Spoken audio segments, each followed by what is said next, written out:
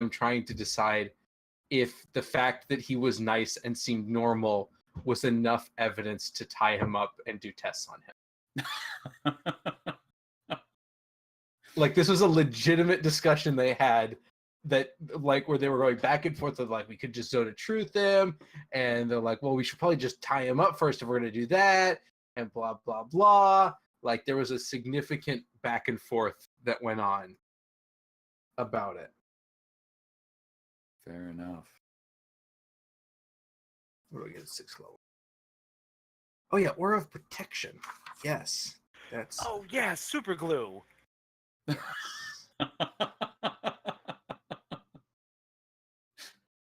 Knew I forgot to bring something to the session. And silence. All of a sudden, the grouping gets very tight. Okay, yes, I have applied my global saving throw modifier. We're streaming now. BT dubs. Oh, hey, internet. Yay. Internet! Anybody hear from Rob? He has just been pinged a wake up. Yes. I have Snapchat. So, as we gather our stray player, at the moment, I think the plan is to do a little loose end tying off, thread snipping, royalty bestowing upon a certain nobleman in the trade curse, and then move over to a recap of all the nonsense that's been going on in Curse of Strahd. As a quick note, some of the nonsense has been out of characterly done, which is we've been implementing some new silver rewards for viewers, one of which is the ability to buy NPCs. That's probably going to be more popular in the less crazy places, like the Tyranny of Dragons and the Princes of the Apocalypse runs, where the town of Greenest is sorely in need of villagers. But there's no restriction, so if you want to play a Barovian and you've got a little spare silver, feel free to purchase a townsfolk, and we will get you the information. We will need to be able to contact you, so anyone who does that, make sure we have a way to get a hold of you. Sin, you'll figure that one out for us? Yes. Okay. So that's there. And... yeah, there's 2 of them available, so if you rack up 100 silver... Wait. 100 silver? Or, sorry, 1,000, yeah. 1,000. 1,000. You can make Casey do all sorts of things, because we're not DMing anymore. Yay! Yay! Wait. Hang on here. I'm fairly certain that one of those things says sing a song and names and says nothing about if they're the DM. That is true. And it also Okay. names me, Kyle, and you, because no one else has volunteered. Sean, Izzy. Was that a volunteering there, Sean? No, that was a mocking. Oh, that's a mocking. I see. That's the sound he makes always when he sneaks into chats, all sorts of stuff. Raptor noises. Raptor noises. Those things are ongoing. Well, you want to start thinking loose ends in Trade Curse? Yeah, I mean, go for it. I'm not quite sure exactly what you guys, I had a lot of exposition going for the end and what happened, and because we were crunched on time, I felt like, I had to be respectful of you guys and rush through it, so I didn't really get a chance to hear kind of what the players want resolved, what their thoughts are on, their last crazy day and a half. So what you guys are planning on doing when you come back to Baldur's Gate, what your thoughts are about the final battle, what you're planning on doing next, that kind of thing. And then obviously open it up for questions within reason if you guys have any. I think Dwayle's going to buy a bathhouse just for himself. Just one house dedicated to bathing for himself. Oh, okay. So just to clarify, not a bathhouse as in like a place people go to bathe, but literally a house that Dwayne uses exclusively for bathing. I believe they're one and the same, with the exception of who's allowed in. I mean, I guess I feel like, but a house like a regular house has a lot of other things that like a bathhouse doesn't have in it. No, I think this really needs to be a tile and multiple pools of varying heats. Okay. You know, it is a bathhouse. It's just Dwayle's bathhouse. I see. Okay. All right. I just wanted to clarify. I mean, Aiden can come in if he's behaving. Right. If he's behaving. No glitter. If he gets glitter in my baths, he's out. I see. Is this before or after you collect your clothing? Your the order of clothing. Oh no, I have to go get this stupid clothing. It's such nice clothing, and it just stays away from me.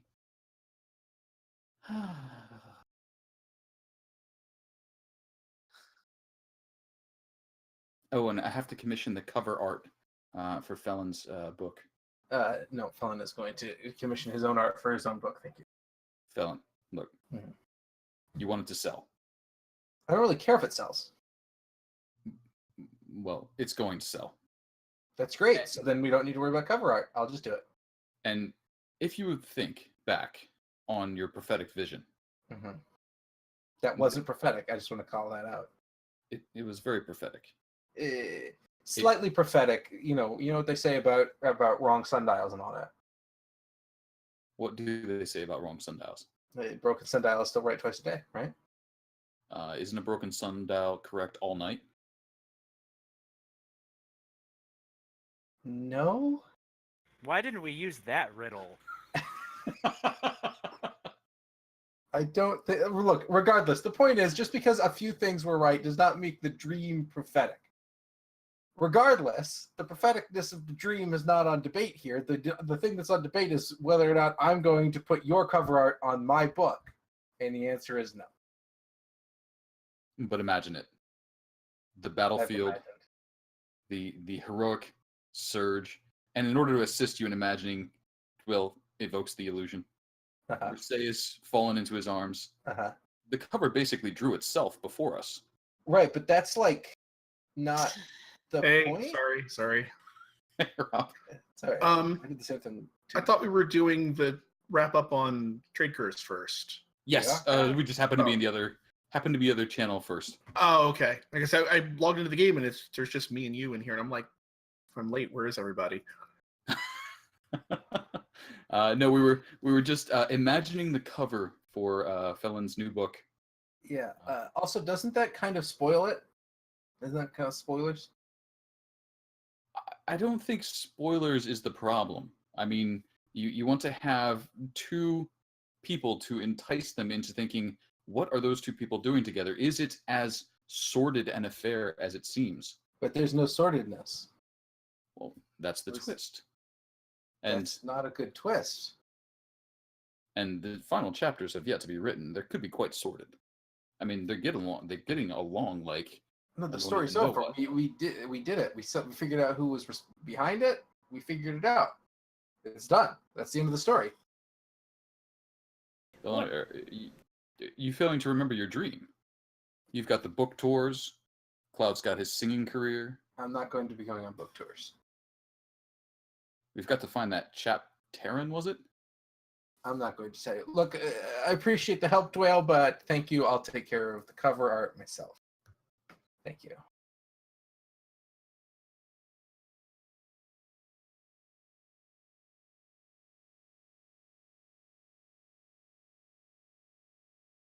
So Rob, to catch you up, I was just, I mean, it's just kind of a very impromptu, like, hey, tell me what your character thought about the past day and a half, what you guys are planning on doing when you get back to Baldur's Gate, and, maybe a little bit forward what you think went down or can't figure out, that kind of thing.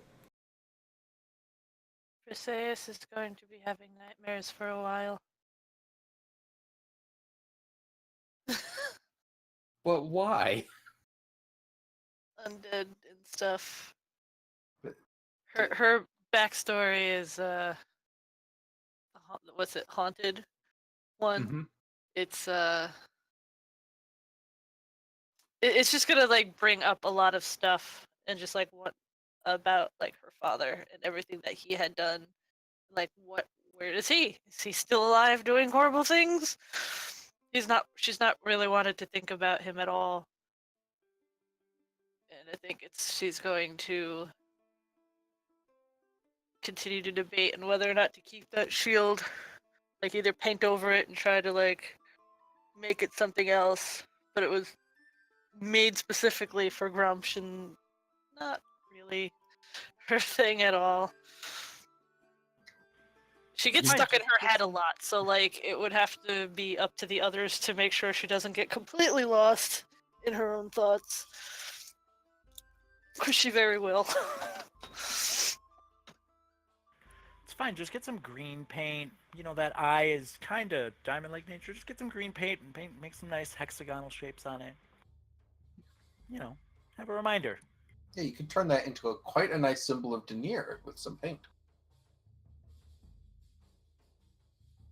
Number 6, you do know, of course, between the little grouping of us here, I'm certain we could put your mind to rest regarding your father. No reason to keep fretting over it.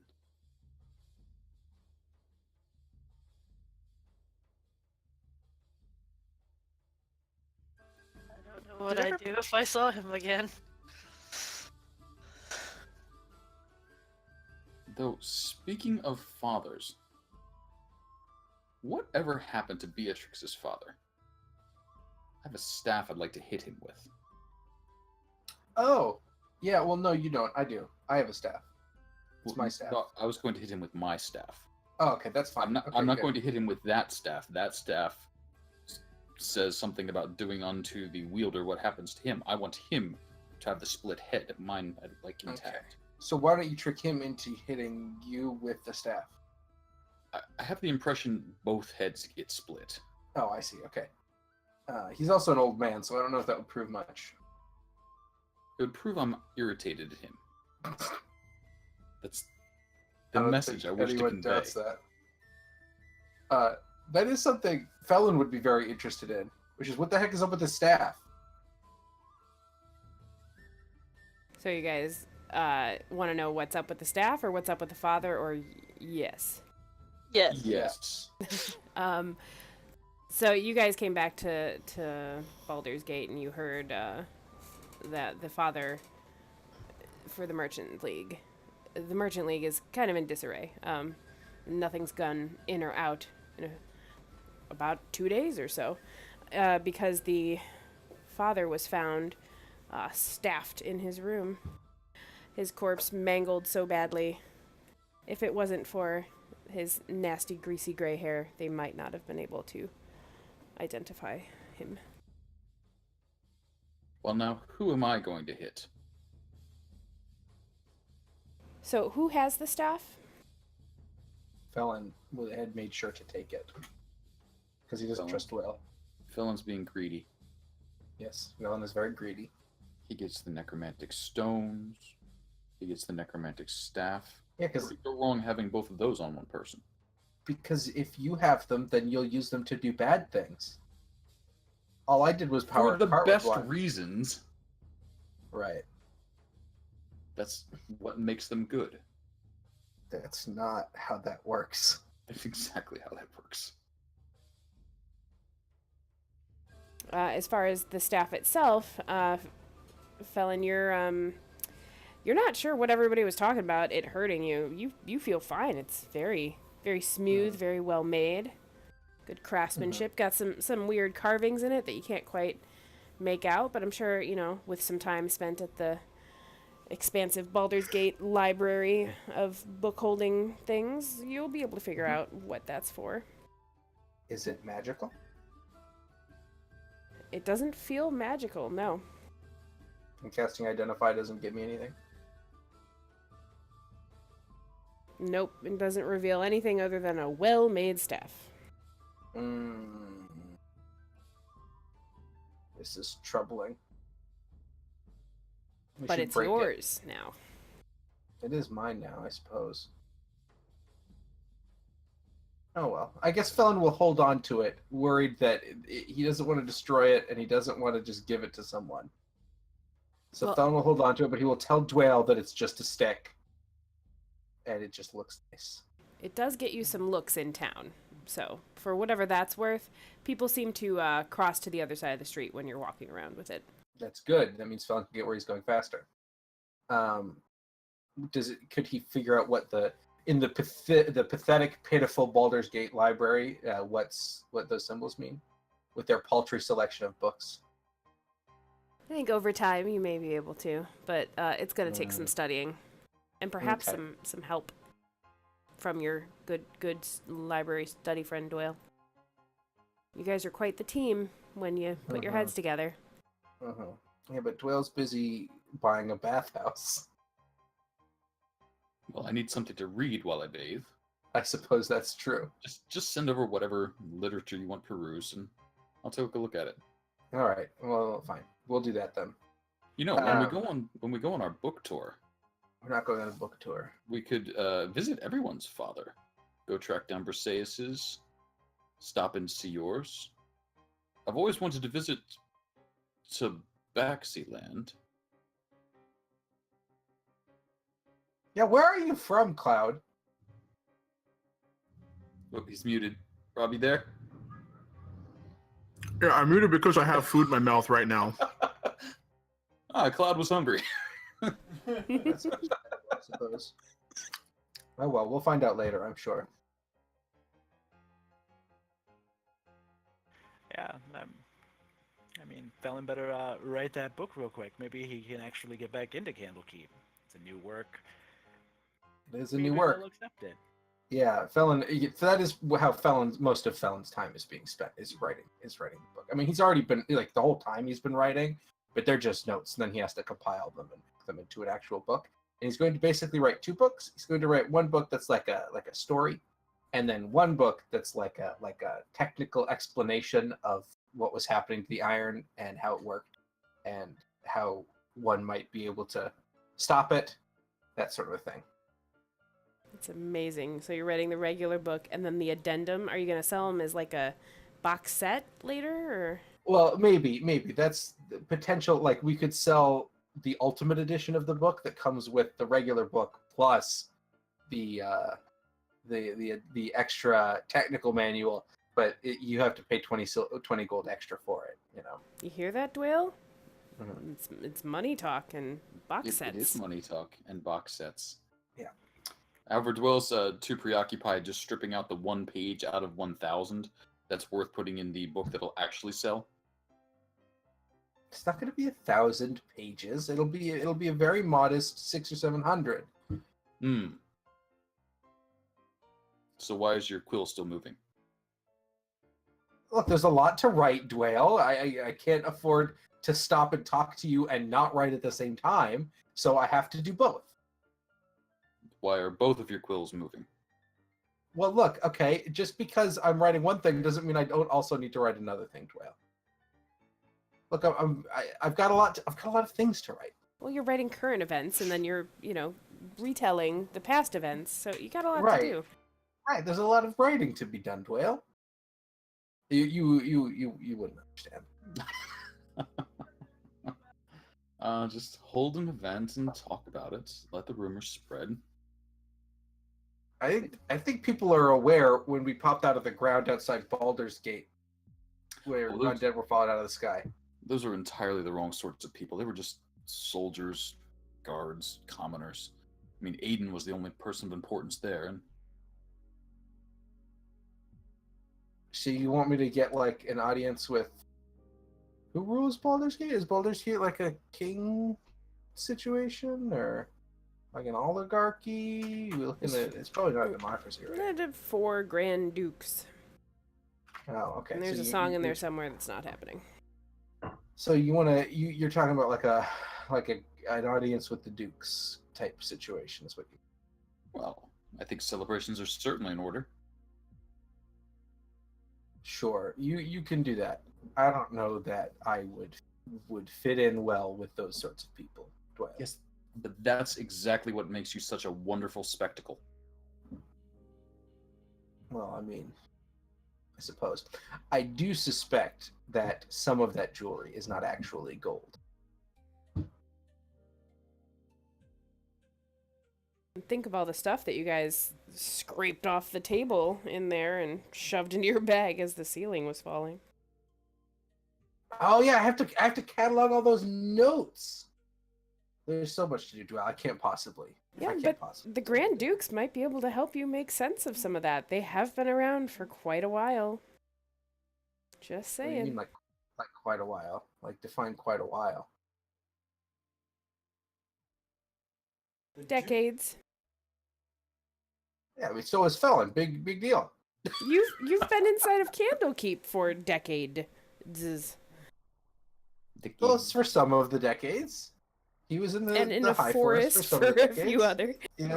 Yeah. That's around. Look, he doesn't. He doesn't need 4 more dwales to talk to.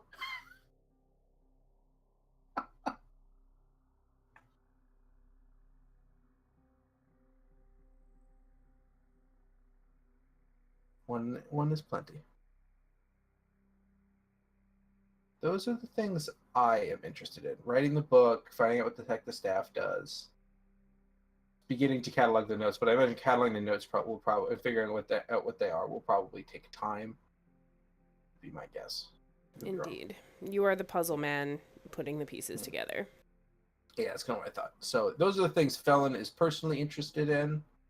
Oh, he would want to make sure that Rebecca is like actually a healer and she didn't get taught anything incorrect, or just make sure she's doing all right. Oh yeah, she would. I mean, Baldur's Gate is a much bigger city than she's really used to being in, so she would absolutely, take all your advice on where to go and what to do and what to see. You've been in Baldur's Gate for so long, Felon. Show me around. Not that long. Felon would make sure to tell her to avoid that one guy who sells the bread and the lemonade. That guy's sounds terrible. delicious. What's lemonade? No, he's a charlatan. You don't want to talk to him. You don't want to talk. But Felon would just he would show her around.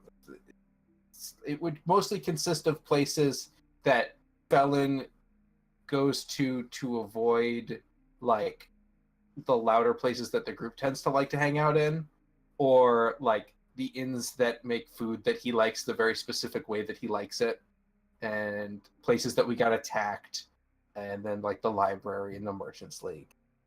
So it's like a very narrow view of a city that has a lot of things in it, but Felon is very particular about the places that he goes, so it wouldn't be particularly helpful to any real people. Skirt past the, alleyway where you slaughtered a bunch of people, and then, the ghost boat thing, and then just mainly the areas that made you guys look the best. Hey, I mean, they attacked us and we defended ourselves. It was a great victory. Yeah, those bastards. Hey, you. Yeah, that was violent. I felt threatened for my life. I think it was more of a positioning thing than the verbiage. You guys keep relying on the threatening positioning. Look, you don't set up such a tactical position. He was on a roof. Is it? Yeah, but most people don't be like, you know what? I don't want to go through the alley. I'll just hop up on the roof with this crossbow. It's a little shady. I would agree. And you know what? I would agree. I didn't hear any of them being like, oh, no, totally an honest mistake. Sorry. I seem to remember them being like, get them. After you flung fire at their faces. But yeah. Okay, But- look. It's cool. Rebecca doesn't need to see some alleyway anyway. She doesn't care. Yeah. That's good. Some old woman who got paid off. Cranky If I old paid woman. off, you went back there and threatened her that if she ever told anyone about it, you would come back or something. It was a little bit of both. I mean, we gave her the money from the people who we incinerated. That's so true. That's true. I mean, it was charity. It wasn't Dwell's money, but he did noble charity. He redistributed poor people's money to other poor people.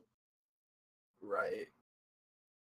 As It's a Captain nobleman's Surge job. just followed around behind you guys with a broom. Like, nope, nothing to see here. It's fine. Go, just keep going. All right, so He's a nice man. yeah, that leads me into what's Bryceus up to.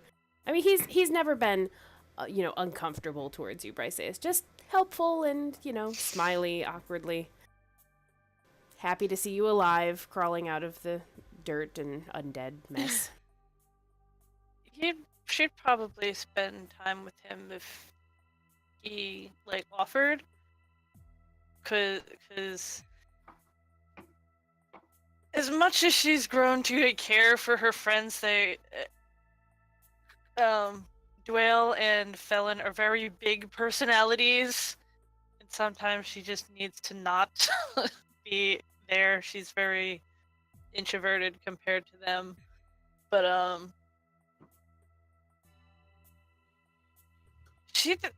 she spent most of her time traveling. So now that she's here and she's doesn't really have a destination, it's kind of weird.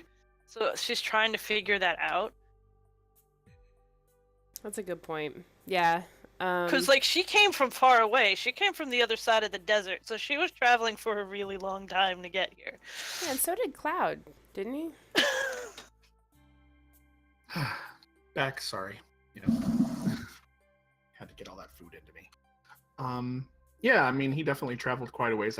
My assumption was probably from somewhere across the ocean, or because I know, at least as near as I'm aware of, Tabaxi aren't really mainland, Sword Coast dwellers by and large. But yeah, the assumption I always had was that he had come from somewhere further away. And then you guys might be feeling a little holed up in Baldur's Gate. Captain Surge would definitely invite you to take a ride out. He's been saving up some money, and he's got a little boat down there at the docks. It's just mine. It's just a modest little boat, but if you ever want to take a swim, come on out. I'm not sure what that's exactly offering. That kind of sounds like, somebody's offering to push you off a boat and drown you. No, I just I got we can go down the Sword Coast, and there's this nice little beach down the way. I mean, if it's your thing. I mean, it's just some good fishing over there, and it's quiet. There's no one else there. Figured you guys could use a little peace and quiet after what happened. All of that stuff that we're not really talking about right now. The Duke said it's best if we kind of keep it hush-hush in between ourselves. I don't want to scare the people of Baldur's Gate. Cause panic. Undead falling from the sky would do that.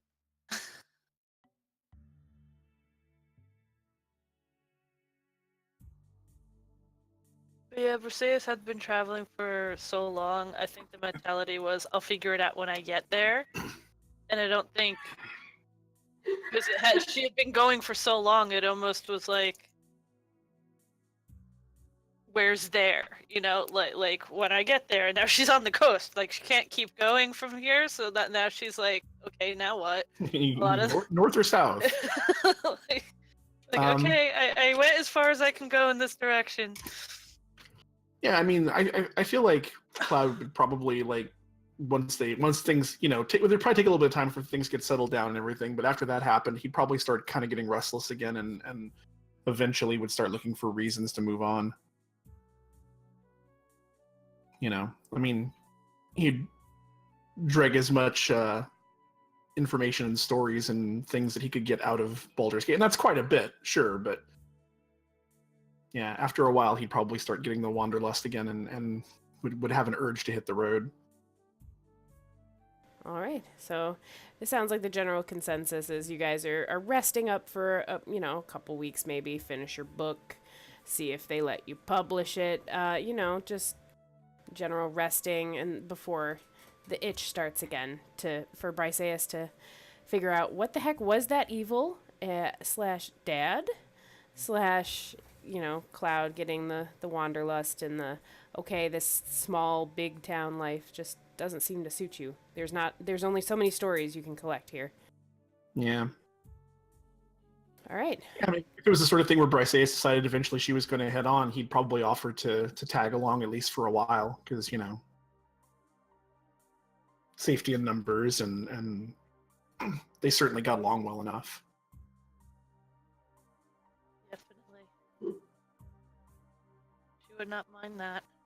Like we were talking the other night, I think, with Casey, and I was saying that Cloud is probably the only one she really trusts. Yeah, that's probably fair. Like, I mean, you know, Felon's fine. He's a good guy. But, Thanks. yeah, no, but, you know, you've clearly got your interests lying in a different direction. You've got metal to eat and things to write, and...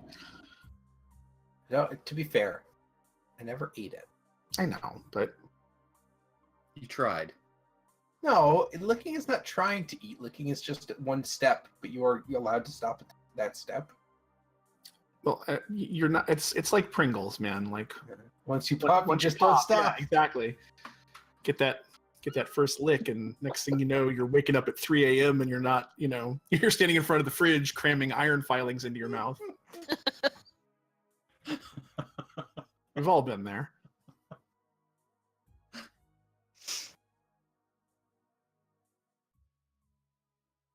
Oh boy. All right. Well, I think it was an interesting ending.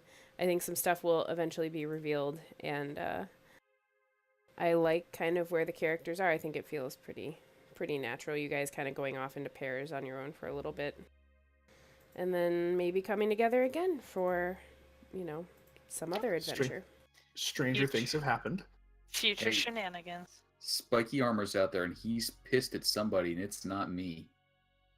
I mean, it was you. No. I wasn't the one who tore his sister's throat out with my cat-like claws. That's true. That's true. I'm feeling kind of attacked right now. I'm just... You know who is feeling kind of attacked? Beatrix. Beatrix might... Well, she's not feeling much of anything right now. Exactly. I mean, I'm like an armor bro with him. I mean, we're the same armor.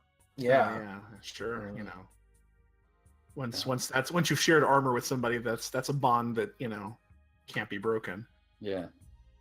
Oh, the town of Baldur's Gate is definitely interested to read the full tale, start to finish, from Felon, because you guys came into town. Everything was, you know, shitty with the iron, but relatively okay. You guys came into town, and then, you know, a week or so later, the Merchant League has totally collapsed. People are dead, and everybody's just kind of not talking about it. So they're eager for...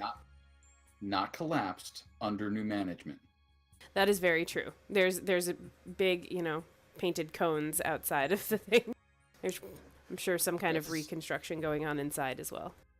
We got signs up with, like, under new management, and, like, we spiked the old management's head, like, on the post so that they understand how much under new management is. Branford trying to find his place in all this still, you know, awkwardly refusing to leave. Branford, have you met Rebecca?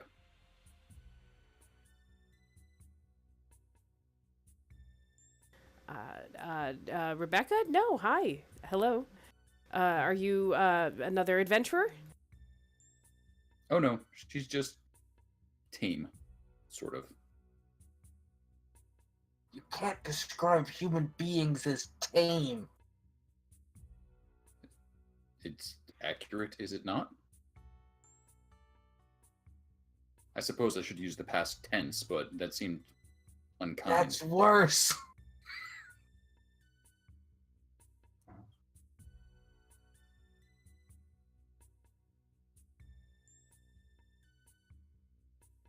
I felt that broken was even more cruel. What term would you like to use? I don't know. She's a nice lady. She's a healer. Well, She's not a human lady. being with thoughts and feelings.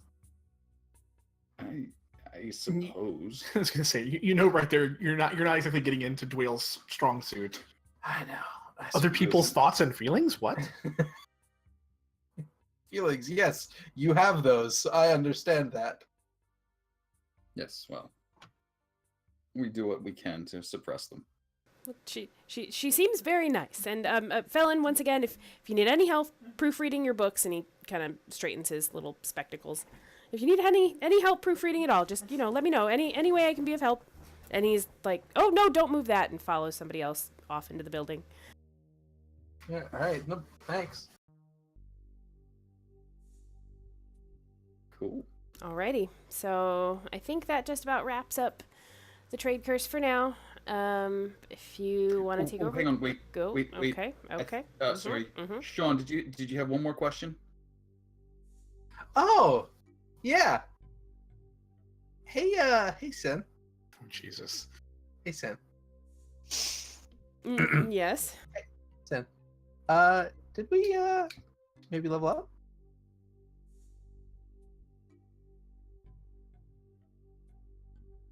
Yeah, you guys leveled at the end Of this session? So that sounds like a yes to me, and there's no takesy backsies, as Casey learned earlier. You guys leveled And it's on down video. right before, while Bryceus was protecting you all. Uh-huh.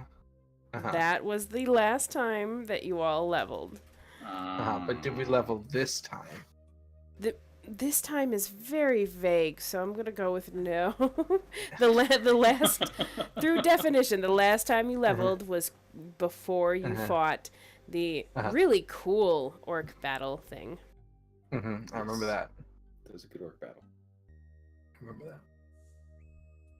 Well, worth a shot. And I wanted to get that one out of Sean's system so that, in an hour and 20 minutes, 2 hours and 20 minutes. You clearly don't understand how this works. Ease that down a little bit. So thank you, Sin. Thank you, Kyle. Thank you. I'm trying to be exact and understand. Like, we leveled, you guys hit 7 at orcs, and then you guys finished end fight, and then we did 8. We gave you guys 8. Right. So you guys But are just after trying to be sneaky and scrap up to 9. Well, I don't think it's sneaky. Or 17. Is I it mean, I'll take sneaky? either. Is it sneaky or is it tradition? Thank you, Rob. Thank you. Rob understands. Yeah. Oh. I mean, closing it's up tradition. Right. closing Like, up how would keeping we know that that. this part of the session was over with the trade Right. curse? Exactly. Each I session go has to into- end with I Sean go- asking. Oh wait, Right, the I go session into in which Strahd. Dwayne got a bathhouse. That's what you're asking to level for. Yeah, I mean, that's pretty Okay. big.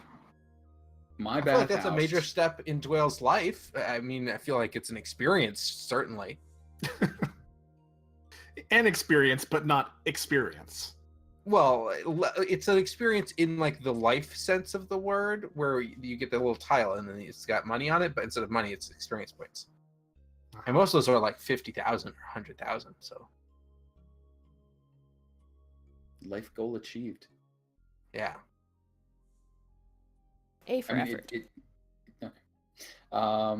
So shifting gears a little bit, I typed up a bunch of topic reminders just to things to mention. Mhm. And I figured, since it has been a little while since everybody had their just a bit. characters, we might journey back in time and mention a few of these things that I remembered and see which ones I forgot. So here's a question: Are we jumping straight in to Strahd now, or are we going to take a break, even though we've only been going for like 40 minutes, and then? I would say if everybody's good, we'll start talking out of character, just kind of reminiscing, and then we'll take our break, and then probably try and dive into a little more in character-ish stuff. Yeah, I was looking for an excuse to run back to the kitchen. That's why. Oh, if you want to run back to the kitchen, you can. No, we can do the recap first. That's fine. Okay, you do recap. So, from what I remember way back in session 0, a scrappy band of adventurers, 2 of which were from Luskin, the rest of which did not know each other, met up to kick things off with a boom. And, You met at the river with Maloney and the others who are traveling to Oakhurst, pursuing a magical apple, all for various reasons. So, memory check. Who remembers what they might have been doing way back when? I remember Thara was trying to advise the caravan travelers about proper hydration, and because there was going to be a long trip ahead of them, and the land that they were in was kind of dry and desolate, and that I do remember Thara's chipper advice. I remember Darvin's not so chipper. Yeah, chipper is not a Advice? word I would use to describe Darwin ever. Yeah, never. No, never, ever. Never ever. I remember on your, I think, first evening out, there was the sound of a wolf howl, and somebody Forgot they had dark vision or didn't have dark vision. it wasn't so much forgot, In my mind, Kyra, she was so excited and worried that she just rushed off without a light because she forgot she couldn't see it. I mean, yeah, the further she got away from camp, the more that became an obvious issue. See, I feel that set the tone that she was so excited, she outran the light. She didn't forget it. She just outpaced it in her eagerness. Because I think since that point, Thara may have won every initiative ever. Well, you can blame that on Revised Ranger. It's not like Thara had a lot of competitions in Lake Zarovich. Yeah. Between high dexterity and advantage on initiative rolls, it's a pretty safe chance of me making most of the initiatives. That does help. Malik, of course, setting the baseline for initiatives with remarkable consistency. Look, it's tactical for a marshal such as Malik to go later in the initiative, so that the wizards and the magical folk can set the tone of the battle, and then Malik can go in and clean up. It's a tactical decision. It's just what Malik will tell anyone who asks. Let's see here. In his first couple of nights, I also remember that someone started demonstrating a love of the flame, though denying it, despite the colorful gifts that accompanied many of the pyrotechnics. I didn't deny it. I just, I'm more than just fire. Yeah. Soon to find out, I guess. Okay. Let's see here. We found out that Izzy holds the party together and prevents Malik from killing people like well-meaning but slightly slow monks. Look, you needed to go faster. Okay. A little quicker.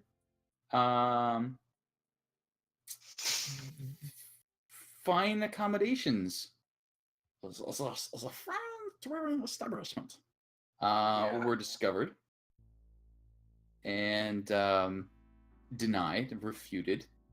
Arguments happened. Arrows happened. Axes happened. Would you call it an accident? Oh no.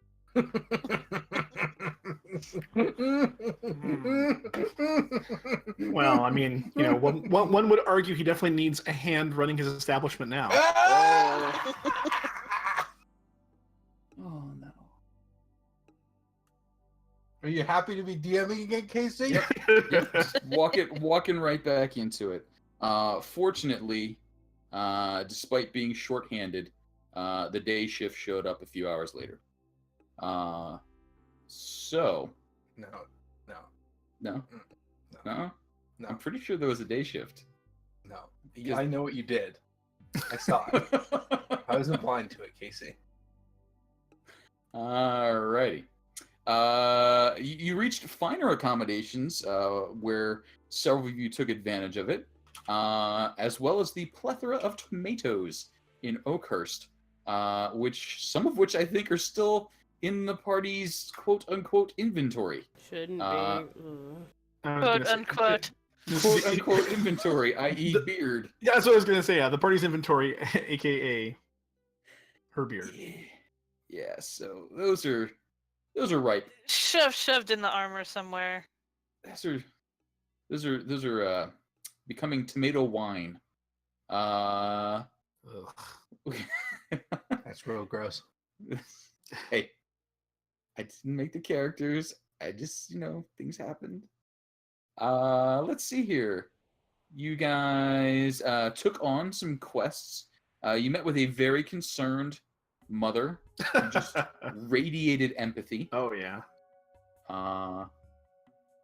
And you committed to scaring her not so young children straight, getting her to walk the path of the mature folk.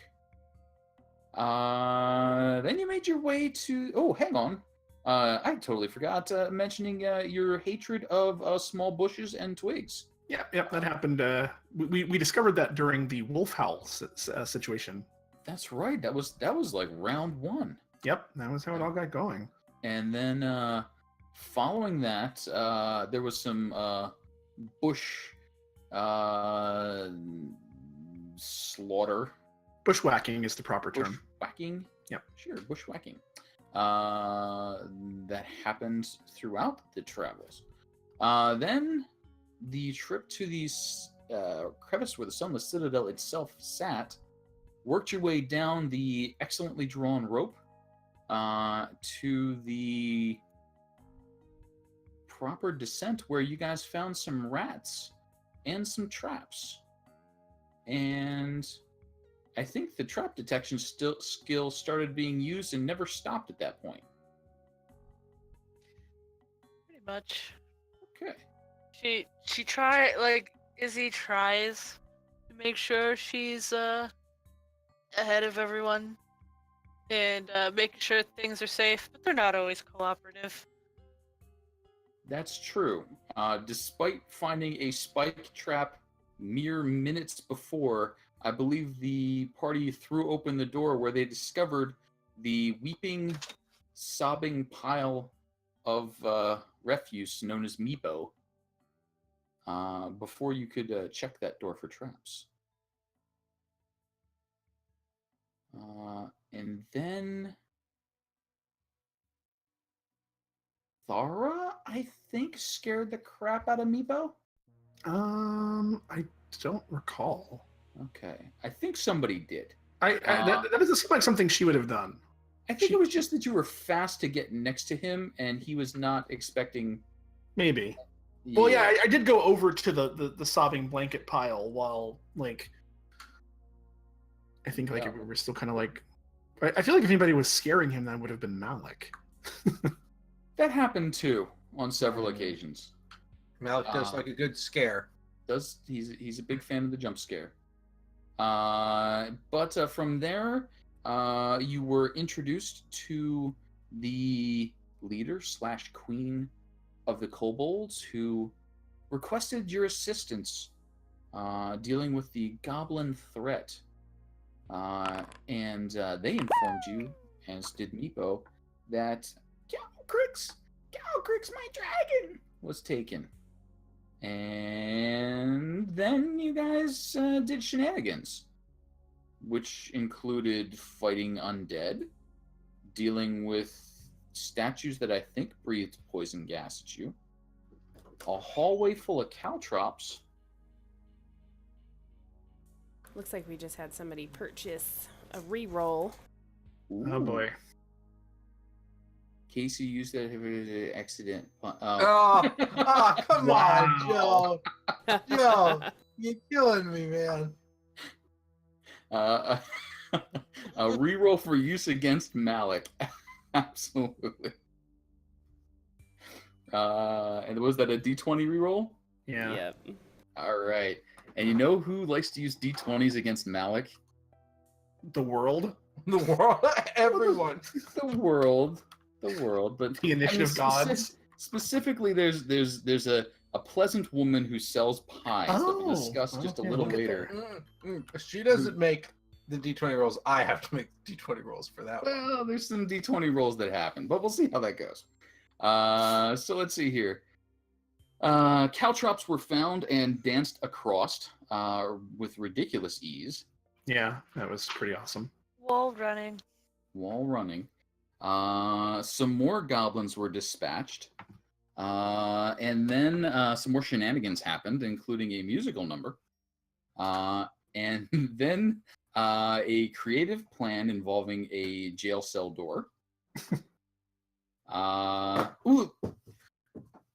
What? My laundry? What? I just got hit by something.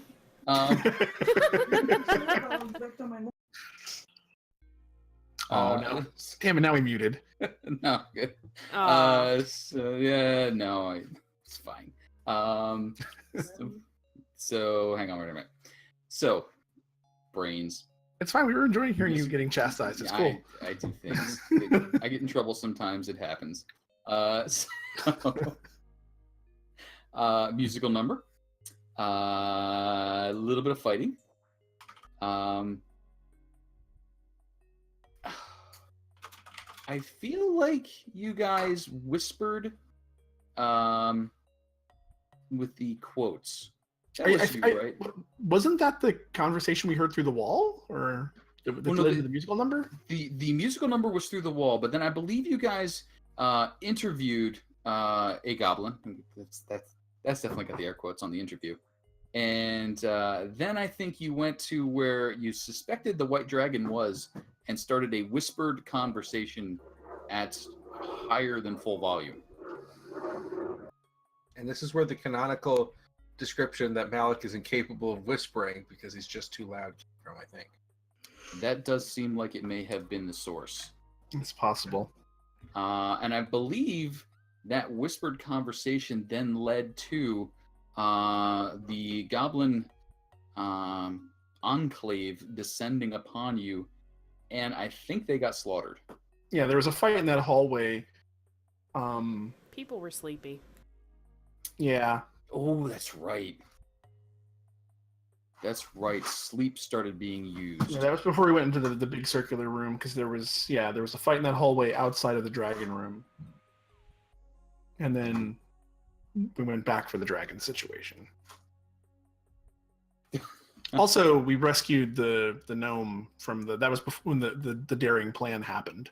That's true. The daring plan resulted in the rescue of the gnome. It resulted in the capture of Tittles the goblin, who was later interviewed and removed from the game for reasons, mostly because he was sacrificed on an altar to create drug dread. Let's see here. What else we got? We got the goblin fight. The term jelly apparently is still valid. And then we got the drunken kobold plan. Mm-hmm. I liked the drunken kobold plan. I was very excited about that plan. Wherein the party utilized the drunken kobold guards to open the door to where the dragon, white dragon, they suspected was kept. I don't think we had them open it, did we? We had them holding hallways. Well, you had them holding the hallways, and then I think you put your faith in Meepo. Yeah, we did. Yeah. Or rather, I think I did. I feel that faith was placed in Meepo. And Sin's got a good memory. So a faith was placed in Meepo. A plan was laid that should that faith be misplaced, a barrel of wine would be rolled in, and people would stab the barrel so that wine would spray, distracting and perhaps enticing the dragon. Dude, just rolling with what we got, man. You got it. Pun intended. Oh, it's gonna be that kind of night. I can feel it. I'm gonna just record a groan I'm going to play it back for you guys. Yeah, and that's going to be the sound if people redeem stuff on the store. So let's see here. No, they're not the favorites. Well, they are, but they're not. So let's see here. Wine. So door was opened. Meepo failed. He failed hard. Meepo leapt out of the way. Wine barrel was rolled. It was stabbed. Wine started spraying out. White dragon started blasting it with ice breath. Wine sickles were made. Yep. The barrel then exploded. So we have wine sickles and wine slushy. And that startled the dragon enough that it paused. And then I think Kira started talking. Yeah, because I think she was the only one that spoke Draconic. Yeah, I think that was it. I was sweet talking the dragon into not eating us. And I believe that sweet talking worked pretty well. Calcrix, the wormling juvenile, pretty young white dragon, decided to follow you. And then there was a little bit of discussion as to where to go, either back to the giant loot pile where the goblins had, or over to the kobolds. And they decided to take the dragon on the tour of the Citadel, while discussing what could be done to remodel it to make it a little friendlier for the dragon's growing size. So dragon returned successfully to the kobolds. Little dragon bat mitzvah happened, celebrations all around. And then the party returned to the goblin area to face the Goblin King, who they just tore to shreds. He did not do well against you guys. There was a lot of sleep in there too. Very sleepy. Very sleepy. And then the Goblin King was thrown down the hole. The party descended. They fought some undead, some more twig blights. Oh, that's right, twig blights. Twigblight almost got you, didn't it, Thara? I mean, they got me, almost got me several times. So it's... Yeah. There's a couple of them. Let's see here. Down the hole, climbed down the hole. Fought some undead, fought some twig blights. Made your way through the bottom part of the Citadel. Encountered the hipster goblins. Encountered a bugbear that really had it out for Kira. And I think that's where Malik obtained his scythe-like glaive. Mm-hmm. Indeed it was. And started the habit of salvaging weapons from his foes, I think. Mm-hmm. Little more adventure.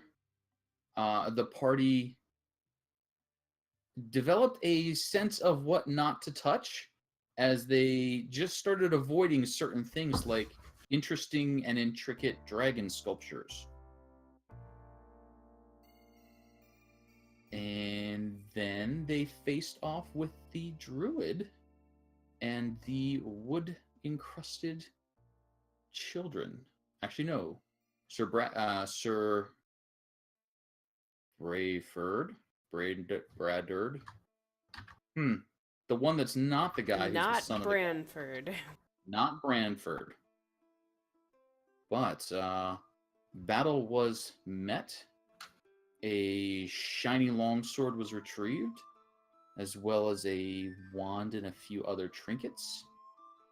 And job well done. The party returned to Oakhurst, and there discovered that they had caught the attention and ire of the owner of the evil tree that they destroyed down in the Citadel.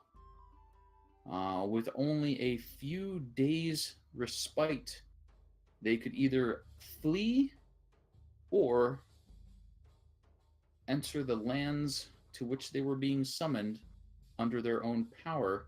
They convinced their Vistana guard, or the Vistana guide, Maloney, Boom. boom, to guide them into Barovia. And there they found themselves. Shortly after arriving, dire wolves, I think? Yeah, very shortly after. And I believe you guys made really quick work of them. I feel like I was excited about the dire wolves, and then the dire wolves were dire puppies. Rigged. Boom. Mhm. So, let's see here. Made your way to the town of Barovia. Stopped in the first friendly-looking place, which I think was the inn. Yes. Uh, I mean, it took us a bit to find there because, yeah, I was getting used to just the weirdness of the village first. It's a pretty weird place. Everybody looks like a zombie, except they're not quite all the way undead. In the inn, 3 Vistani women, a bartender who knew 1 word, and Ismark, who didn't really seem to care.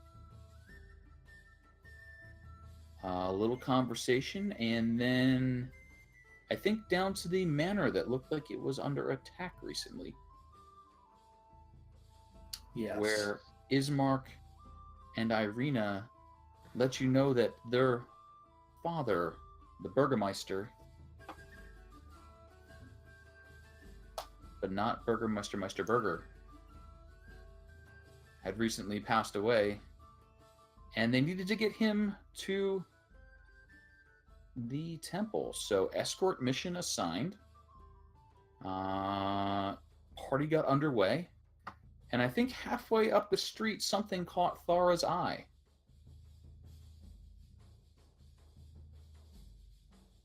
I don't remember if it was then or if it was on our way down to their place, but yeah, somewhere around there. Somewhere around there. And Thara retrieved the first of the creepy little dolls that look like several of the party members. They did make their way successfully to the church. The body was properly buried. But Darvin, I don't think, was thrilled with the clerical services provided at the temple. Not so much. Not so much. He was not having any of my logic or conversation at all. And he was a terrible bell ringer. I mean, just shoddy. But things happened, and shortly after, I believe plans were hatched to deal with the undead, the vampire that was heard calling out from the basement, Duru, the son of the priest. Stealthy shenanigans were then deployed, and Duru the vampire was dispatched. That was later. Oh, was that later? Yeah, we came back to that after that because while they were burying him, Thara was scouting around because we heard noise from the basement when we were in the temple, and then we were out in the churchyard burying their dad. I heard noises again. I was like prowling around the edge of the building, and it was like, oh, that's right. It was saying bad things to me through the cracks and crevices. That's right, because the vampire, the stealthy attack on the vampire didn't happen until after the pie scenario, because there was a little "Do you want to kill a vampire" song that took place. That's right. Yeah, the pies happened before we actually took the vampire out. The pies did happen. So the pies must have happened in between there, which means that at some point after delivering the body, the pies. Did you guys go? I don't remember why we were in the street. Like we were out in the town for some reason. Well, that was the one that I wasn't there for. Yeah, you were. But I watched it. Yeah, because we had you. There was the kids fighting. and That's right. the situation the with quote the with, unquote kids, they were actually halflings. right, but there was Um, that, and then the revenant attacking the pie lady, and All I remember was Malik like shoving his glaive into her face. I don't remember what triggered it though. I Because think it was a roll of some sort. it was a divine sense. It And was a divine sense. She pinged as a fiend. And Malik was like, I don't broke that kind of shit in my town, even though it wasn't his town. So Yeah. he hit her with the butt end of his glaive. Yeah, and apparently her seeming dropped briefly, but when it happened at a point when Thara wasn't looking, so all Thara saw was Malik beating up this old woman selling pies, and that did not sit well. That is true. Thus began the long-standing argument as to the nature of the pie seller, and I think at the same time there was a revenant. Yeah, that was because what led us to the issue, was because I feel like the revenant was trying to attack her, I think, and we killed the revenant first. The revenant was Yes. moving through town looking like it was about to attack her. Right. And as you all rushed forward to deal with it, I think Malik actually focused on the old woman first. Right, because Malik was suspicious because, like, it looked like a zombie, but it wasn't acting like a regular zombie. And Malik was like, well, sometimes, like, maybe it's vengeful, and why would it be vengeful against an old woman unless she's not an old woman? So we're going to do a little bit of a detecting here. Let's see, make sure that everything's on the up and up here. And then it turns out everything was not on the up and up. That's true. Everything was definitely not on the up and up, and it got on the down and down a little later. But for the moment, Morgantha was driven away. Her pies scattered everywhere. And then pies for science happened. Yes. As some of the pies were being retrieved.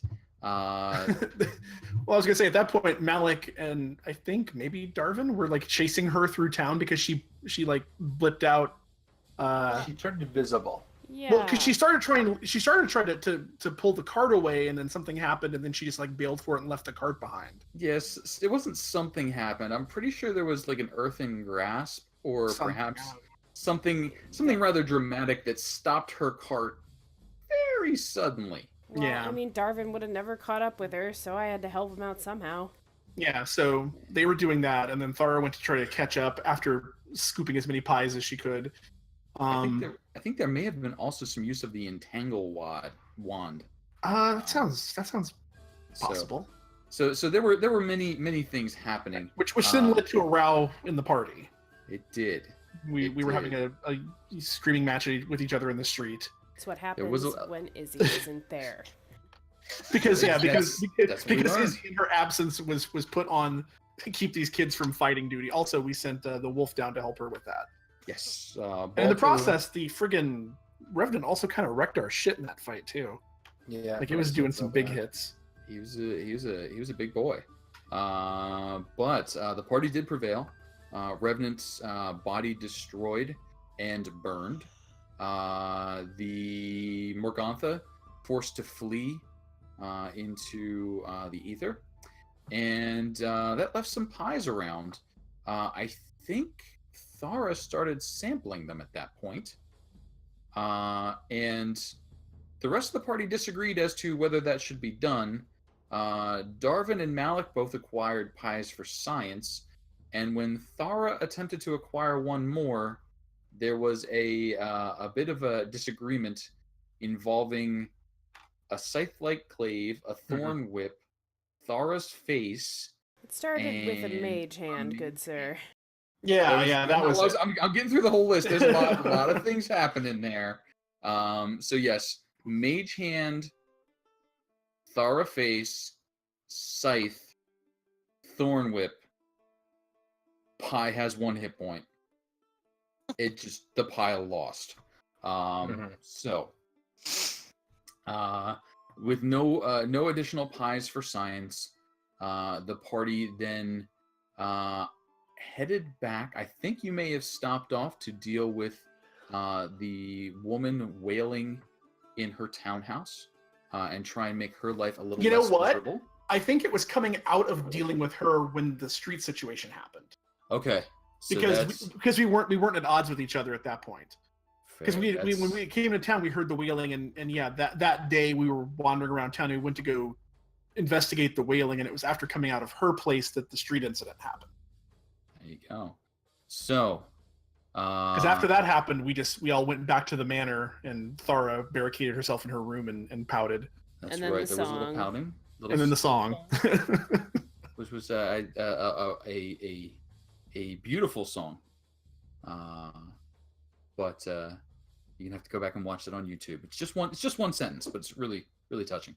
Duru the vampire was then fought and dispatched with rather clever strategy. The attack structure went well, and the then deception to trick the priest Yeah. The suicide into note. weeping. The suicide note. Suicide note. Father, I can't take this anymore. I'm gonna go get a tan. And Did we sprinkle some dust outside or something too? I don't know. It was beautiful. It was beautiful. Uh-huh. So yes. And I believe that for a portion of the combat, Kyra was asking Duru how to spell his name. I think the suicide note idea was well underway. Did we Yes. ever determine whether or not the kid was actually literate? Because that would have been a hell of a thing to be like, Father, I learned how to read and write. Also, I'm gonna go take care Just to of write myself. you. Yeah, just to write you this note. That's why it took so long. That's why he was down there howling that whole time. He was slowly working out how to write, based on trial and error. The rats were teaching him how. Then I think you enacted the plan to leave Vallaki. To leave the town of Barovia for Vallaki, where Irina and Ismark have noble relations and homes where they believe they will be safer from Strahd. On the trip, Squire Roland, you met Squire Roland. You saw the windmill, which would later give you a horrible time. There were some curious tracks by the lakeside that the party chose not to investigate.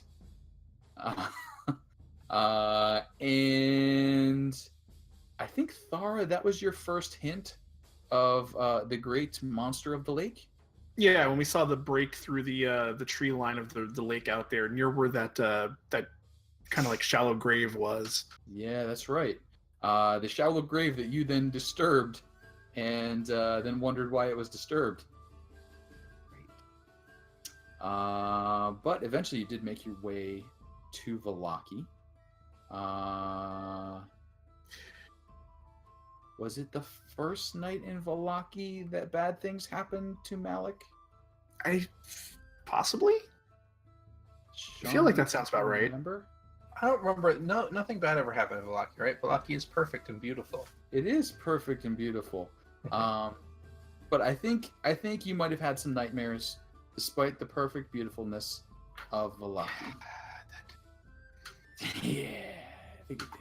And so we dropped Irina off there. I dropped Irina off there. Irina and Ismark now in the, I think, Blue Water Inn, where the Mardukov family holds reign. You know that the mayor is a cheerful fellow who believes that all will be well, and insists that the citizenry echo the same. Vallaki throws a lot of parties. The most recent of which was the Wolf's Head Jamboree. So when you did come into Vallaki, Balto was greeted by members of other of his kind stuck on pikes. But they took Balto's tame and amiable nature as a sign that all will be well. The beasts have been tamed by their elaborate party. Shortly would be the Festival of the Blazing Sun. Yeah, we knew it where was they coming would- in like a couple of days. in a couple of days, which is actually when we start back up again. Will be today. Will be this very morning. But before we got there, I think you guys got a little curious about this Madame Ava. Yep, and because we passed the Vistani camp on the fortune way out, and tellers. we decided to backtrack to finally go talk to them. That's right. So went to the Vistani camp. Went to the Vistani camp, and while there, everybody got a little bit of a special message from Madame Ava. And Darwin got an especially special message. Oh, what can I say? I mean, Darwin's got pull with all the old ladies. Bow chicka whale whale. They know Darwin's got a pocket full of hard candy. It's Werther's original. Get it right. That was just. Ugh. Oh wow, that shouldn't have been as bad in my brain as it was. Yep. So, with Madame Eva's fortune deployed, the party was informed that a Vistani child fate hangs in the balance, and they must rush back to the lake. That they did, passing quickly around the town of Vallaki. They rushed to the docks. There they found a boat out in the water. Keen eyes caught sight of a sack within, and I'm pretty sure they deduced that somebody might be getting rid of a sack of cats, or perhaps a Vistani child. A boat race was then set forth, and could somebody remind me who the winners were? Not that guy. I believe it was a tie, technically speaking. Yeah. Because we went not because so much. we went for different targets. So really, is there a winner or a loser? We both accomplished our goals. Also, One before we saved got back to one. the lake, we took that detour out over near that shallow grave out to the water there first. Mm-hmm. And something tried to get us at the water edge. There was some will saves got made, I believe. Oh yes, But then we backed away from that and bailed out, and then headed back towards town and out to the lake that's right. And that because that they came turned very- back up. That was very important later on. Good catch. Yes, something did try and work its wills upon you. And that something showed up shortly after the quick thinking and forward planning of one of the two boats rescued the young girl. The other of the two boats, did you really accomplish what you were going for, boat number 2? Well, from a certain point of view, he was subdued. He I mean, was. I think subdivided. you're Yeah. I don't know if you know what subdued means. It doesn't mean the same thing as Look, decapitated. He is now incapable of hurting anyone else. In Malik's mind, subdued equals turned into chunky salsa. To be fair, it was an accident. It was. It was. I do remember that because I remember being like, It really "Oh was shit." an accident. I'm sure like- it was an accident, but then you were just like, no, I fucking meant to do this. That's fine. Yeah, we No, can't. no, we can't. that's not- We can't put all his ropes back inside like Malik that. Just jumped into his boat, tried to put it back together, and then when we couldn't, I'm like, surely they won't notice. And I just brought him to our boat. And we're like, we're all done over here. So yes, that was success. But the disturbances on the lake did cause a freshwater hag and several Sahagin to emerge. And then fire happened. Oh my god, so much fire. And yeah. Malik got to harvest some shiny harpoons. And they made their way back. Town. No, you made your way back took a rest, and then you went to return Arabelle, Yep. the young woman. We tried to disguise her. I think we like put my cloak on her or something to kind of cover her up. That's And then right. we went back to the inn and rested.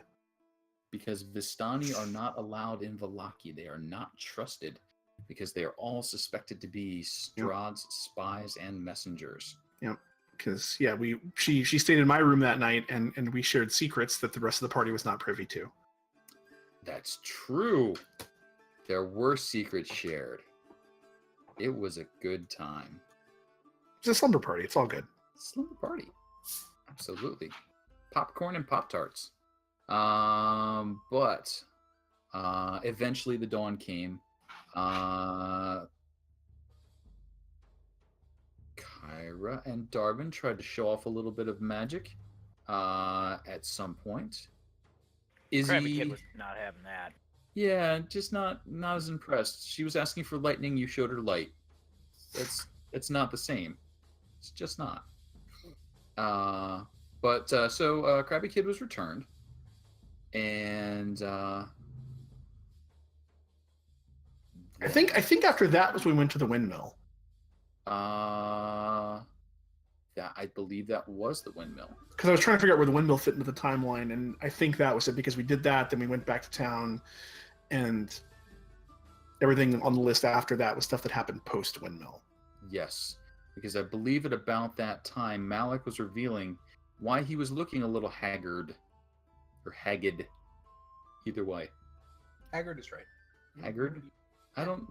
Believe in yourself, Casey. No, but you got haggard. Guys, it's pronounced Hagrid. Oh, I see. See, I bet Joe's not going to buy me a reroll to use against Casey for that one, though.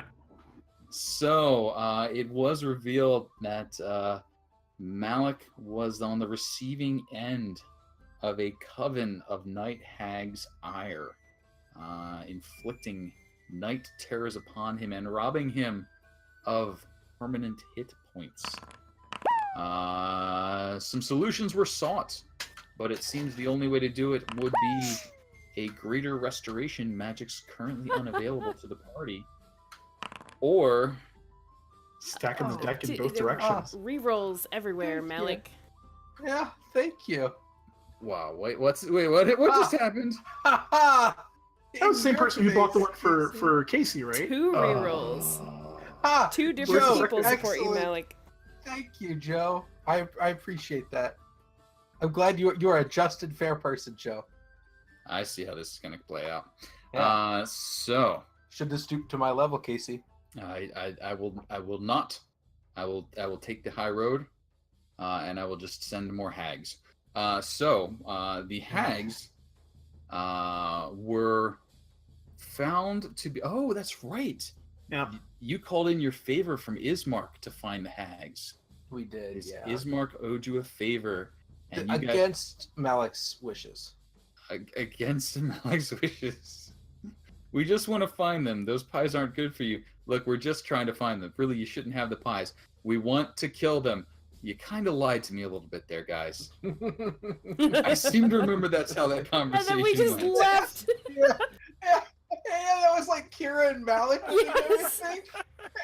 We're like, no, we just really want the pies, and he's like, I don't think you're telling me the truth. And we're like, yeah, you're right. We're gonna kill him. So, building trust, forging bridges. Yes, you for know, sure. That's how that goes. And then the party embarked on a. We're gonna call this one a misadventure. And assaulted the windmill known as the Bone Grinder, where Assaulted. That's nice of you. where the three night hags reside. I mean, we had such grand plans. As you They- knock they on the s- door and go, "What do I do, guys?" Well, no, it was another case of Thora kind of had a plan but didn't adequately communicate it to the group. So It was all going so well. So the plan, I think, was Thora talk her way in to get advantageous positioning. And also buy some more pies. and perhaps acquire some of the best pies in Barovia. This like pies versus bread, pies. It's no contest. It's no contest. But that went a little sour. Mhm. And Thanks, Malik. Is sour the taste of the children that are in the pies? Is that why it went sour? The children actually give it a nice light crunchy I knew you flavor. were gonna say that. Yeah. Yeah, that's part of the appeal. So Instead of lard in the pie crust, you use the fat of children. It's obvious. it's made from the tallow of 7 extinct animals. But the rushing into the cramped windmill Oh boy. by the party All the lightning bolts. Yeah. did invite some lightning bolts from the hags. The party did a little bit of up and downing. Balto, I think, managed to pull off the heroic crit death save to pop back up once or twice. Something, I don't know. There was something that happened, but it was just a clusterfuck. But eventually, the party was able to withdraw. They did quite a bit of damage, but not enough to take out any of the 3 hags. On the way out, a little grumpiness, perhaps, as you guys took your aggravations out on some perfectly nice Screw your standing stones. stone. Yep. That happened. Also, my swords got left behind there too. That's true. Lost some swords. But Vallaki and the citizens therein, I think we're happy to replace those for you at very reasonable rates. I didn't end up replacing them. Oh, did you? No, I Nice. didn't. Because the next fights we had, I was using my bow, and then when things got in melee range, I was whacking them with that stick. Oh. Then I have like a strength penalty too, so it was like a D4 -1 damage. Gotcha. No, I didn't replace the swords because somebody offered to, I think, or was like, "Oh, you could do that," but she was bitter about that because she wanted those back. But yeah, they were left on the stairwell in the windmill. There we go. So, one more thing to retrieve from them. But on returning to Vallaki and reviewing some more options, Holy Ground seemed to be your only refuge. But the Holy Ground in Vallaki wasn't all that holy. A little bit of roughing up the altar boys revealed that the relics, the bones of St. Angel that had sanctified the grounds, the location of them had been sold out to the owner of the coffin shop. Because what successful town doesn't have a coffin shop? Yeah. So, with night falling and little other choice, the party hastened to the coffin shop. Oh no, hang on. This was a split party activity because while some were roughing up the altar boys, Some went others, to Blinsky. some did go see Blinsky, where they discovered the dolls made like them. Izzy, did you take point on that one? Thar, you took point I on think that we one. kind of. It wasn't so much anyone taking point. I think we were Yeah. both equally in there and equally disturbed by. I was what in we there found. talking to Blinsky. Yeah, I think that was I think the party divided girls and boys. Okay. Yeah, because I made the comment about, oh, so the girls are gonna go shopping. Got it. Yep. Ah. Yes, I do remember that. So, gender lines were drawn. The war was prepared. But before things get really nasty, in amongst the party, it was discovered that the dolls had been commissioned, so they did not appear sorceressly. A craftsman did make them. They were commissioned by someone in town who frequently commissions dolls that look like Irina. Yep, that's true. That's true.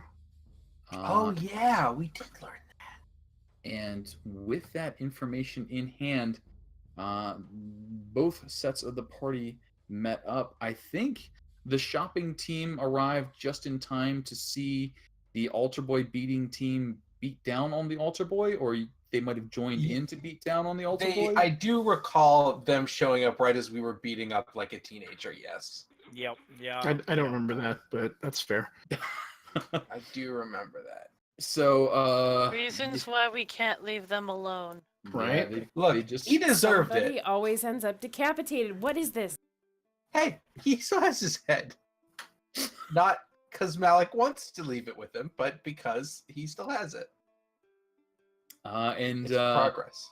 with all this newfound information, both teams, Team A and Team B, combined to form Team C, and Team C rushed towards the coffin shop, barreling inside.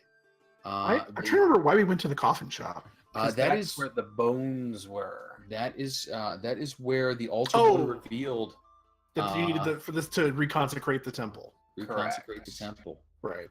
The bones of Yeah. Saint Andro. Andro. I remembered it. It's Coffin mined like a shop. steel trap. Nice place. Yeah, it's a nice place. Very nice. A lot of good wood, A little crowded. oak, little pine.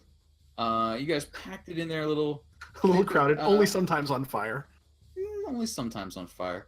You met with the owner of the coffin shop. You interviewed him very politely. And as that interview was taking place, the sun did set. And the party heard the What a little. terrible night for a curse. Yep, exactly. Nice Castlevania 2 reference. That's good. And with that terrible night descended, the vampires holed up in the coffin shop, started to make their way out. Several coming down the stairs, several going out the window and around to come in the front door. But then the party made the DM make so many saving throws. Mhm. That was our Casey. first deployment of Spirit Guardians? That was the first deployment of Spirit Yes. Guardians, Yeah. and wow, We've was peaked. it a- Darwin can never cast it again. Like that yeah, was the most effective it'll ever be. that was Literally ever. Yeah. that was a spiritual guardians and a sanctuary, I think, because they were Yep, trying yep. real hard to hit you. Yeah, and then just dodge actions. and Yep. and dodge. So man, was you a tough little So- guy to hit.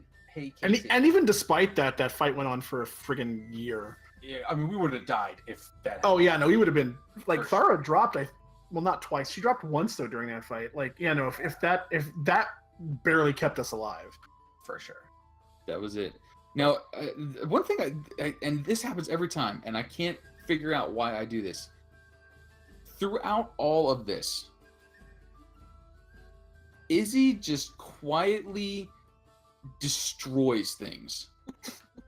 Like, her Uh-huh. actual damage output is ridiculous. I think she has the highest number of finishing blows out of all of you, Uh-huh.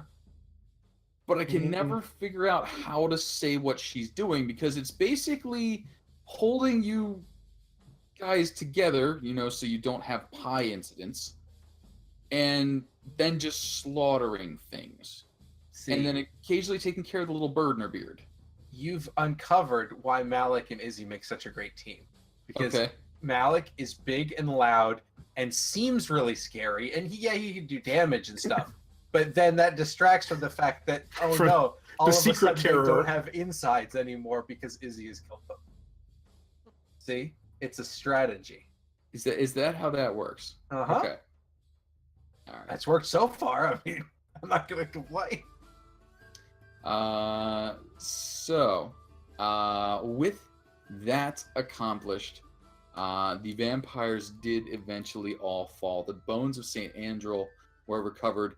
The remains of the coffin maker were discovered where he had tried to flee and encountered the vampires going down as he was going up, and bad things happened to him.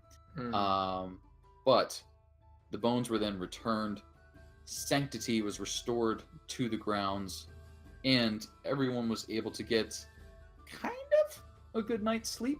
Yeah, that's where we left off. So we all retreated back to the inn and crashed out for the night. Well, some of you retreated the inn, some of you stayed in that old. Oh wait, no. Yeah, no, maybe it wasn't Church. the inn. I Staying think in yeah, the it was church. no, it was the No, we were church. in I the think. church. Yeah, went we to stayed in the church. That's right. Yep, staying in right. the I church forgot on about that. holy ground. And that's where That's where we we left off. kind of pick back up. Mhm. So what I'm gonna do is I prepared a little welcome back speech. So Musical? no, just a speech here. The musical happens probably next session because boy. I'm still practicing that one. But the party did spend a watchful but restful night in St. Andrew's Temple of the Morning Lord.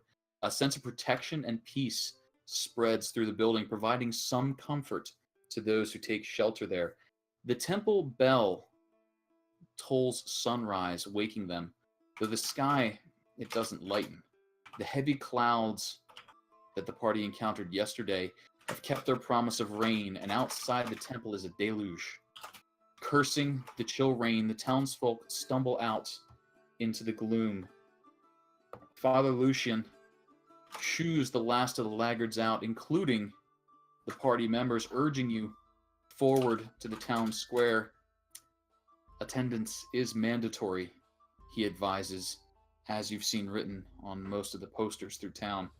A procession of glum-looking children in white can be seen making their way through the streets. They throw sodden paper flowers from a drenched pile carried in a basket. Following them, what must be the mayor and his wife, waving to the crowds with determined smiles on their faces. Each bears a torch that splutters fitfully in the downpour. The half-hearted cheers of the onlookers moving along the procession do not entirely drown out the drone of murmured conversation, punctuated by the occasional gasp coming from the town square.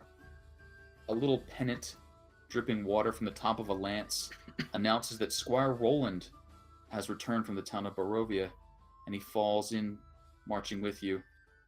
The tavern empties as you pass by. Danica and the Martikovs, her employees, keep their hoods up against the rain, while Ismark and Irina, dressed in their best to impress the other nobles, hold umbrellas to ward off the worst of the weather. The procession pours into the square, and the gasps and exclamations spread through the new arrivals.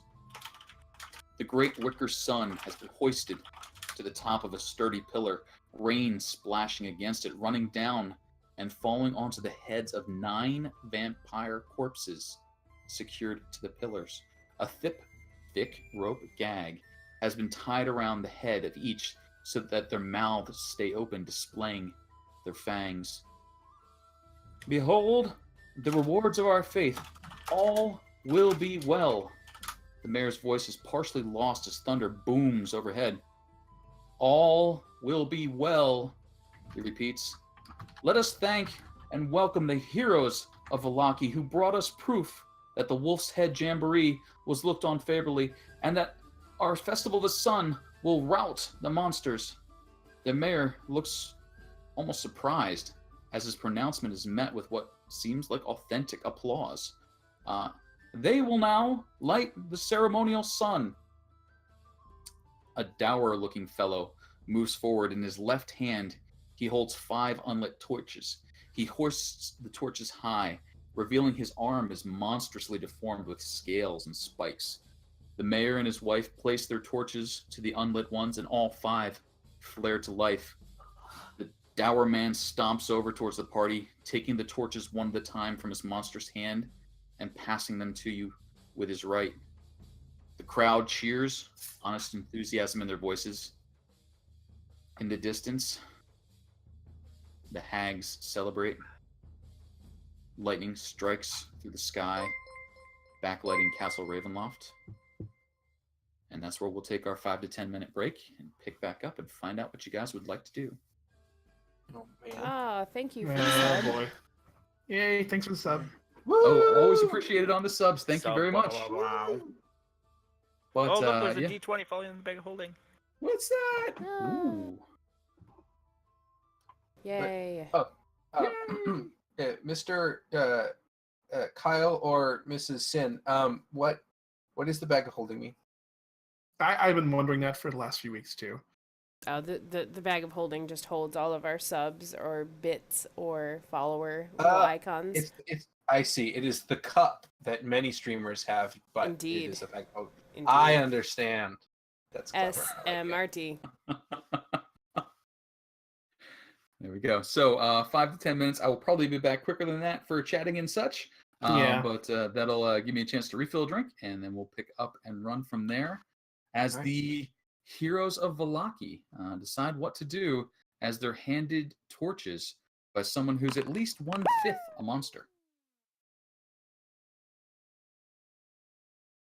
Does that mean 1 out of the 5 of us is a monster? I mean, just statistically, sure. Like, just chances are. I bet it's Thara. No. Kira. Wait, what? What?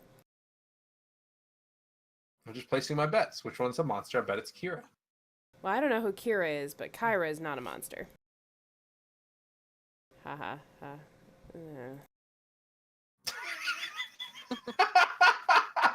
I like that me being totally silent allowed that to work so well for me. Excellent. I'm gonna go pee. I'll be right back.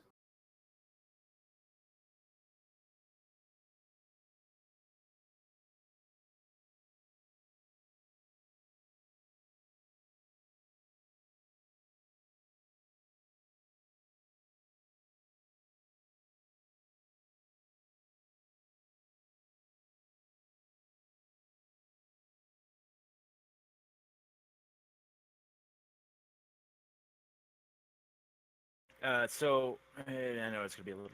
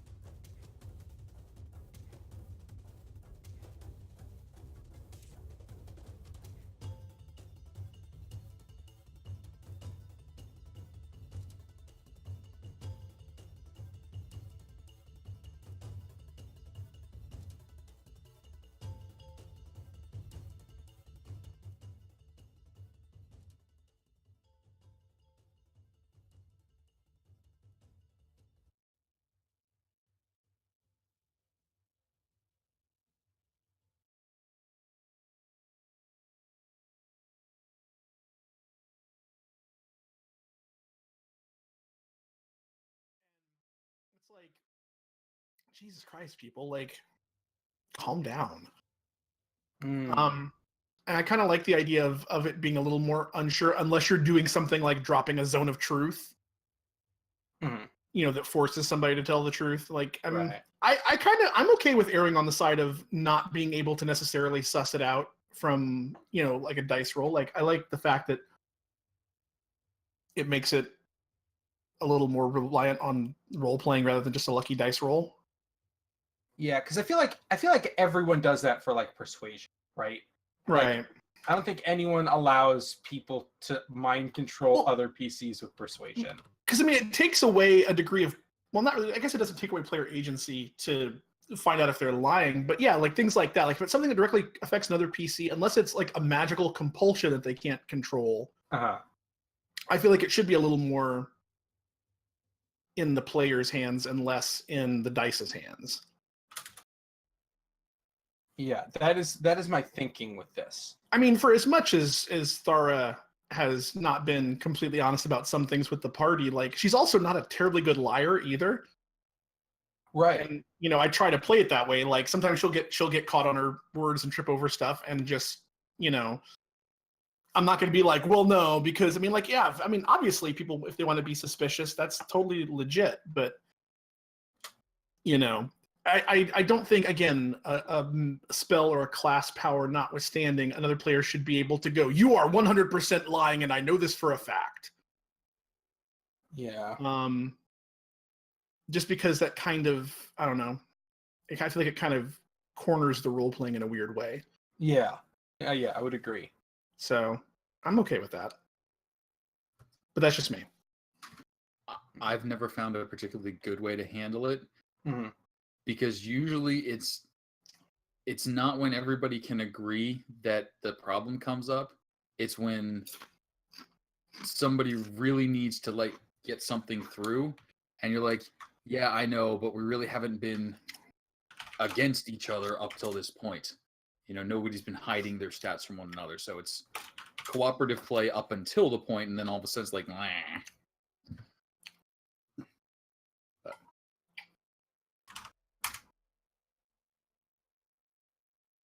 Now we have an audience, and I'll just have them vote. Oh God, no. This is just going to come down to whoever knows people from the other games, like, voting against the other people. Hey, popularity contest is how it goes. See, here's the thing though. Is like the people who show up from my games would deliberately vote against me. Well, right, that's what I mean. Oh, I see. I mean, it doesn't matter whether it's for or against. Somebody's going to have the deck stacked in their favor.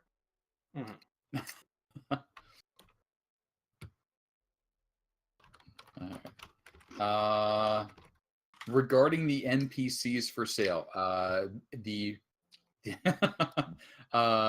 NPCs, if you purchase an NPC, you get to pick where that NPC lives. Currently, the areas up for grabs would Oh, are be... we back on stream now? No, I think it's live the whole time. Oh, I thought we were still on break. I thought we were away. No, I think they can hear us. Yeah. Oh, People, can you hear me? They can hear you. Yep. Okay. well, I'll be mindful about talking shit about them then. So if you do buy an NPC, you get to choose where they are. The two current towns that are sensible to put one in would be Greenest, which is where Tyranny and the up-and-coming Princes of the Apocalypse will take place. And then the other one would be Vallaki, where this group happens to be now. If you would like to purchase an NPC, basically make the purchase, and then we'll send you the link to... You can't hear us. What?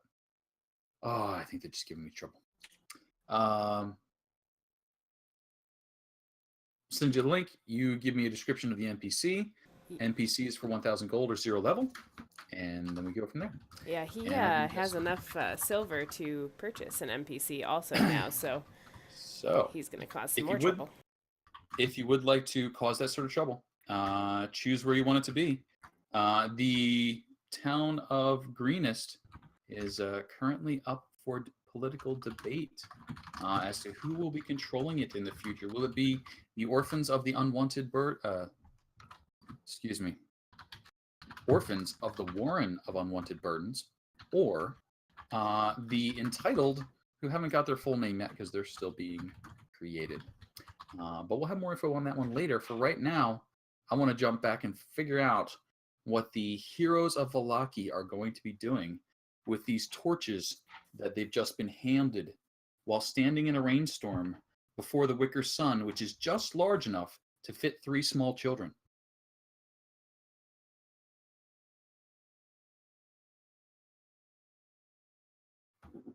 Izzy doesn't feel comfortable. But nothing makes her nothing about anything makes her feel comfortable. Like there's always something that just So there's a rainstorm? It is raining. Wait, whoa, are we level 6? You Yeah. are level 6. Oh, I never leveled my character sheet still shows 5. That's all right. You have a little bit of time to catch up, I hope, before combat begins, I guess. depending on what happens. But I was wondering about that because one thing I was looking at, I was wondering, I'm like, I don't think we leveled at the end of the session, but I wasn't sure. And I looked at this and I'm like, I'm at 5. And I was looking at the stream and everybody's thing is flashing at 6. Yep. So Yeah, go ahead mine and says bump 6-2, even though I did not We faked change it. my character. Oh, I see how it is. We faked your hit points. So if they're different, let me know, or we'll just keep the better one. That's I mean, canon now, oh right? God, Thanks. dude, I didn't roll. Fuck. Oh, this is terrible. Okay. Well, the average would be what, 6? So with con bonus would be 8, which would put me at 42, which is close. Or do I want to roll it and take the chance? Oh, probably better to be safe. So we're at the point where he's like about to hand us the torch. Is that right? He is about to hand you the torches. So everyone is assembled. To the best of your knowledge, basically everyone except the guards from the entire town of Vallaki are now in the town square. You see a few noble folk, a great number of commoners, and many, many downtrodden-looking folk. The priest, everybody that you've seen the face of. The vampires tied to this pole to display them like trophies, and a large, monstrously armed man attempting to hand you some torches that have just been lit off the Burgermeister's lit torch. And I think... Sean is not here, by the way. Yep. I think the name of the man with the monstrous arm is known to you. And that would be Isaac. Or Isaac. The man who commissioned the dolls. You mentioned he has a monstrous arm. A monstrous arm. What's monstrous about it? Oh, somebody just bought an NPC. Ooh. So, person who bought the NPC, do please let me know where that NPC will be going. And we will get you some additional details to get that created. And then I'll be asking you what that NPC does, sounds like, likes to do. You have reasonable control over the NPC. My voice only hits certain octaves. Don't let him lie to you. Do feel free. I skip a few notes out of the middle of each one. But did everybody just get a chance to see good old Itzik? Yep. Yes. So Itzik Strasny. A monstrous arm, scaled, spiked, clawed. It looks as though it came off of some sort of demonic lizard bear. Yeah, those are big claws. He's got a powerful looking hand. What big fingers you got there?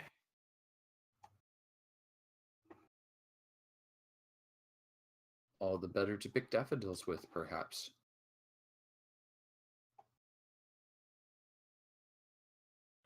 Had anything that had happened reduced my maximum hit points for any reason?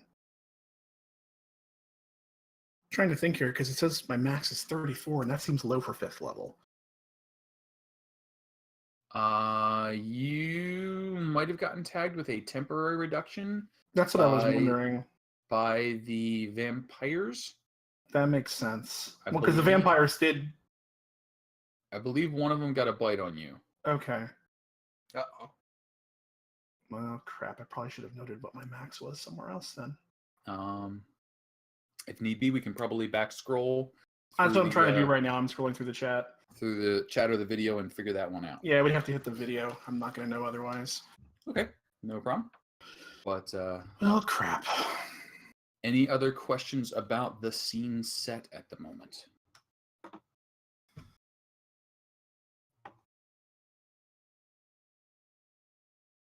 I guess I'll take the torch from him, but just kind of look around and see, like, are we being watched with silence? Like, are people cheering? What's going on? It's a fair bit of applause. Now, happiness is not a facial expression that Barovians have. Straight line is pretty much their grin.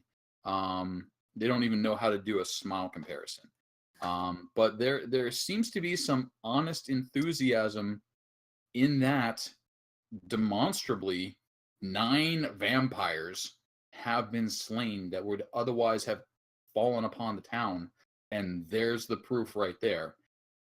That's fairly unusual, and you folks are the one who are currently receiving the credit and will probably be receiving the blame if things go wrong. Yeah, Darvin's super not excited about being on this stage right now. Like, at all. This just looks like a giant fucking bullseye in our heads. Malik's surprised they let him on the stage. Yeah, the acceptance of the strange looks seems to have gone over. But then again, you did just get handed a torch by a guy with a literal demon arm. Yeah, so like people in glass houses and all that. I vaguely remember we tried to inspect the fake sun, the wicker sun. Yep. Was that a thing? We didn't. Yes. Nothing seemed weird. Nothing seemed weird. Aside from that, it was a giant sun made of wicker. It seemed there was a early suspicion that it might be used nefariously. But so far, despite being large enough for 3 children, no children seem to have been put into it.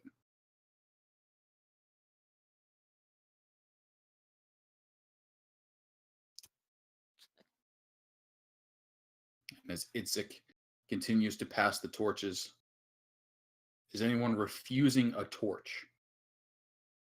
Not refusing. Hesitant. Holding the torch. I'm just kind of looking back and forth along our line of people, like, so we doing this, guys? I mean, what exactly are we signing up for by lighting this?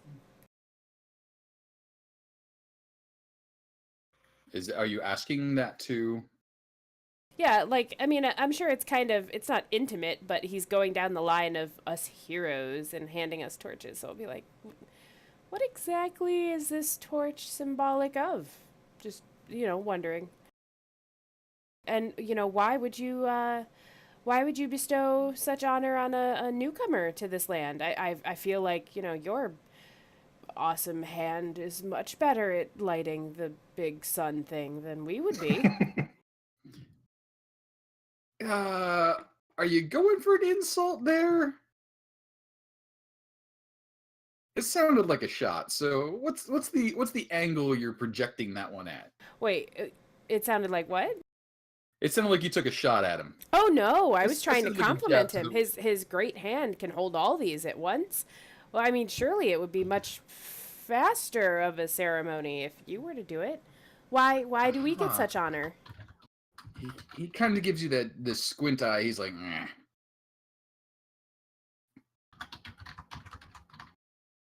The mayor wishes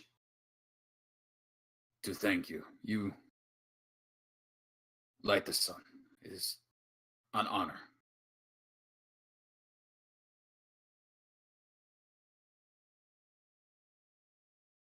I mean, he could just buy us a drink. That would be. I mean, I know Malik would appreciate that. Wished, light the sun.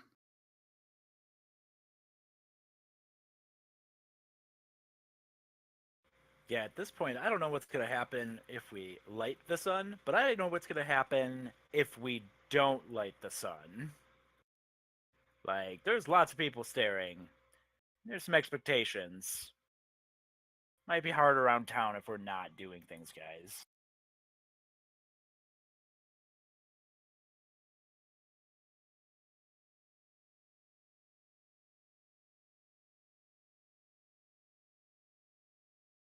And 5. It doesn't.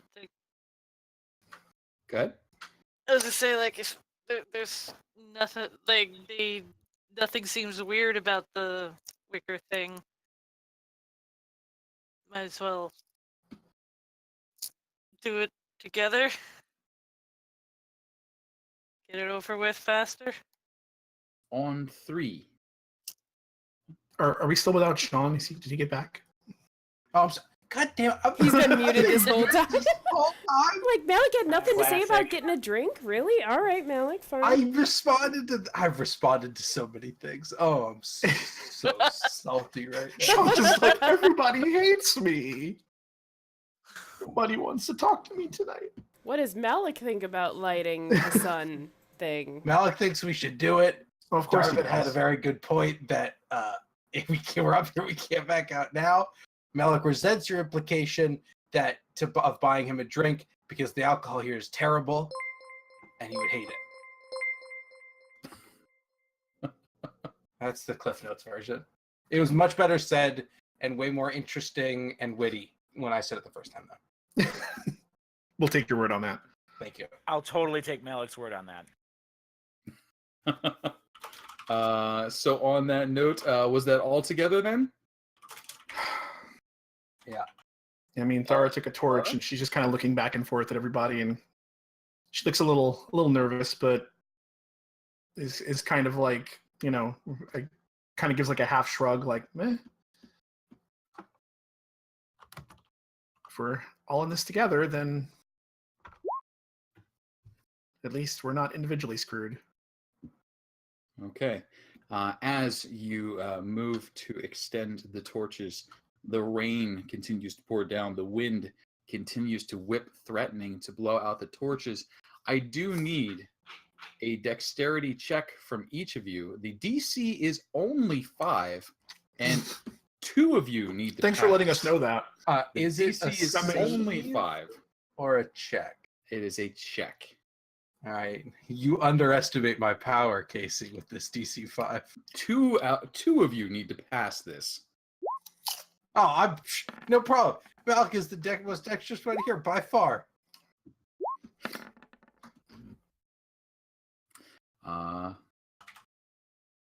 See here. I don't see Kyra's dex yet. She's going to roll a double fail. Double fail. That's going to take away Take successes. you all out. Mm-hmm. All right. You do combine your torches. You are clever enough and adroit enough to keep them close enough together that as the wind gusts and blows them out individually, they relight off one another. And eventually, the great wicker sun, despite the drenching, does alight. The crowd cheers. And fairly quickly begins to scatter, the festival seeming over almost as quickly as it began.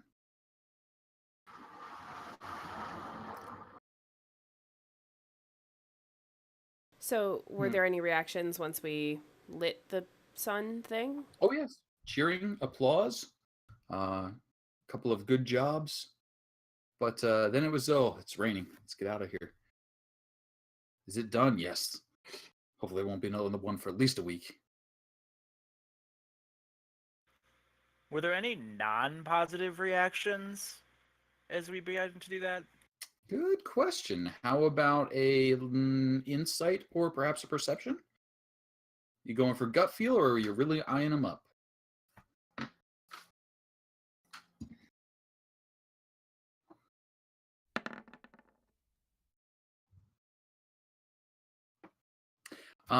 There was a noticeable silence in one area that Darvin picks up on.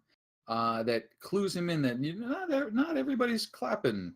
There's a fairly dead spot in the audience. It seems to be amongst some of the noble attendees, but nothing that really jumps out at you. But some of the noble folk definitely don't have their hearts behind it the way the mayor does. Okay.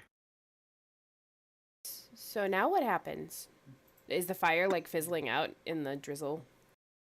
No, the Great Wicker Sun is burning. It's probably got half an hour to it, you would guess, based on the amount of wicker and oil. But then it'll probably be just a sludgy mess.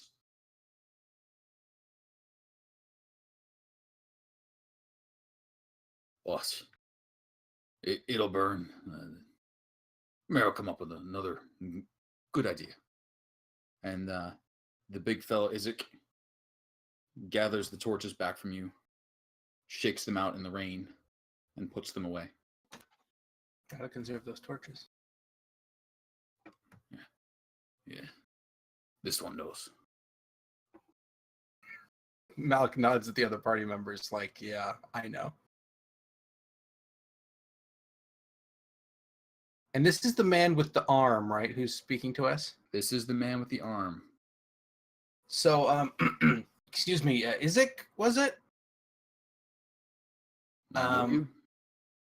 Well, I was one of the ones standing on the stage. We had the thing with the moment with the torches just a second ago. I was just curious what your role is here. I mean, obviously you're pretty important. You were helping with the ceremony and stuff, but what do you do in town?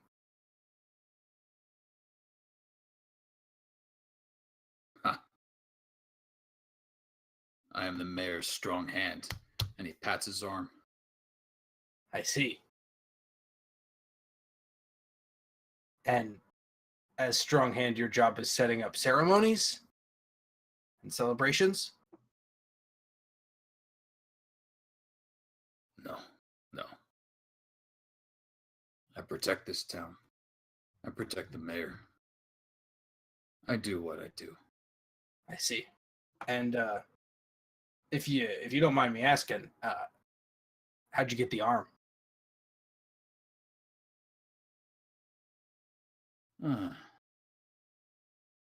I think I mind you asking. That's fair. I understand. All right. Well, it was nice meeting you, Isaac. Keep up the great work. And Malik sort of pats him on the opposite shoulder from his weird arm, and turns around and shrugs at the group like, he wasn't very talkative. So you're saying that your gruff off didn't go productively? Yeah, it was so smooth and natural. Well, I was just trying to break through to the guy and see what maybe he knows something. He seems important. Thought he was a man worth knowing, but he wasn't interested in having a conversation. Some people are just not very talkative, Dara.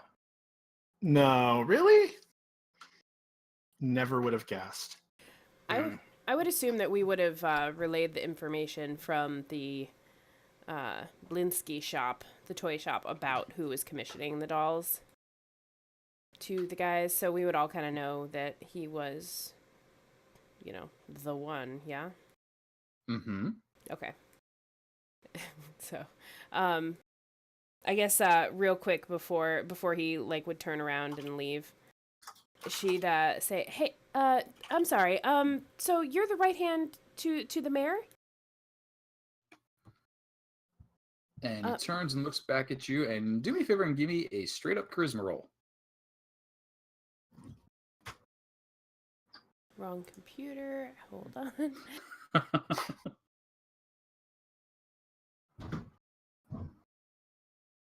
Also, oh, never mind. 19? 19. All right. So he turns, looks back at you. Oh, I know you. Well, I think I would have remembered meeting such a strong pillar in this community. But I don't think we've met before, no. Hi, I'm Kyra? And she kind of extends one hand and then quickly extends the other one because she realized she doesn't want to shake the claw. Wow. He looks at you. He gives a laugh. He dusts the claw off on his arm and then holds it out. She grabs the top claw, like on the pointer finger, and just kind of shakes that. Nice to meet you. I was just wondering, as the right hand of the mayor, I'm sure that you would have some information on the shops in this area. I've been looking for some trinkets to bring back to my family. See, I used to run a game shop with my mother long time ago, long place ago, but I'm always on the look for exotic kinds of puzzles or toys or things for children or young kids or young adults. Do you know anywhere where I could get anything like that? I would assume to ask the mayor, but I'm not very high up on the noble chain, so you seem much more approachable and friendly. And she smiles at him with teeth. And as you're smiling at him with teeth, you get the distinct impression that while he's paying attention to you, he has not heard a word. And he just rubs his chin for a second. He's like, "Oh, I know you. I've seen you. Oh, I've dreamed of you." Oh. Uh-oh. And he starts looking past you at the others. "Oh, I've dreamed of all of you." Kyra takes a healthy step back in line with the other people. You've dreamt Is of it just us? kind of like folds her arms across her chest and raises a brow? What kind of dreams? And as you start to ask, to the south and east, actually more east than south, you hear the sound of, well, later you discover that they're young men, but at the moment the squeals are a little high-pitched as you hear like,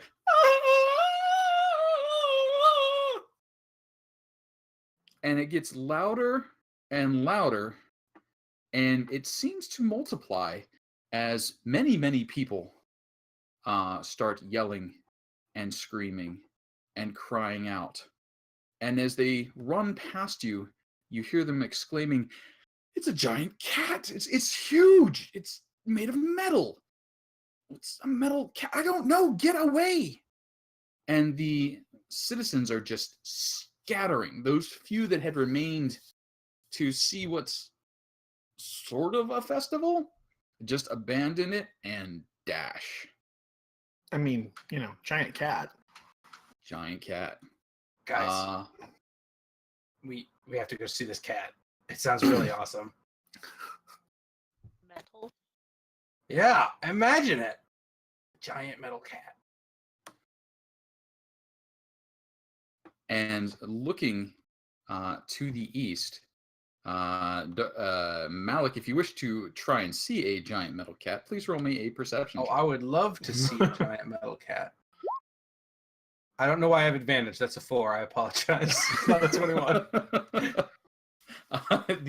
Your eagerness to see a giant metal cat, unless you use your special reroll, may not be reached.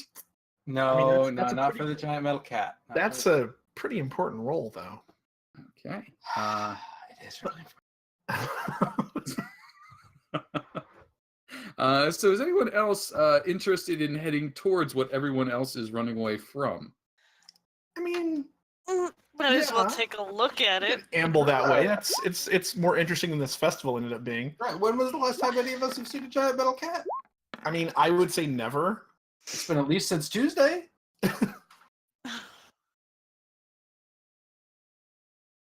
Oh, I guess we're all rolling. What the hell?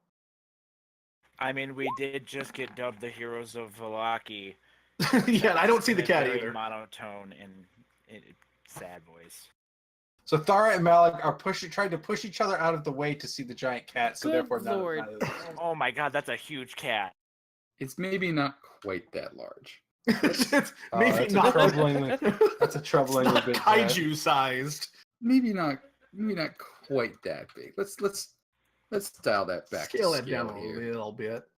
Let's just While you're scaling that kitty down, I wanted to touch on a couple things real quick. One, since it's a new day, there should be 2 days remaining on my wolf harness, correct? correct. 'Cause on my sheet I had it at 3 days still, so 2 remaining. Okay, 1. I did the math real quick because I remember I was taking average hit points because even with average I had 8 after my disastrous couple of cloud rolls where I got garbage points. So yeah, I think I'm down 10 hit points from max at 5th level. I don't know what would have taken me down, but does that sound about right? Would 10 be the kind of thing that would have been what would have came? I don't know what would have caused a drain. A good So I was bite looking- from a vampire could have done that. I was looking through so- the chat though, and I didn't see any bites. I just saw claws. Perhaps a night hag may have perhaps drained 10 hit points from certain other party members. I'm pretty sure the night That's it. hags are fairly laser focused Yeah. on a certain other member who beat one with a stick. It's not a stick, it's a sickle-bladed glaive. It's much more fancy than a stick. It felt like a stick. But yeah.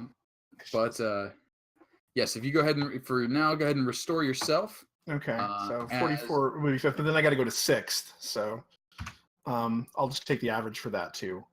Got it. So that would be 52 total. And okay, so there was that, and then I sent you a DM on Discord to remind you of there was stuff that at the end of last session, stuff I was asking you about. I wanted to make, and I think you said that was okay, but I wanted to make sure that that's what I was still doing before we got to the festival thing. That you said, I think you said I found what I was looking for because I rolled a natural 20, I think it was.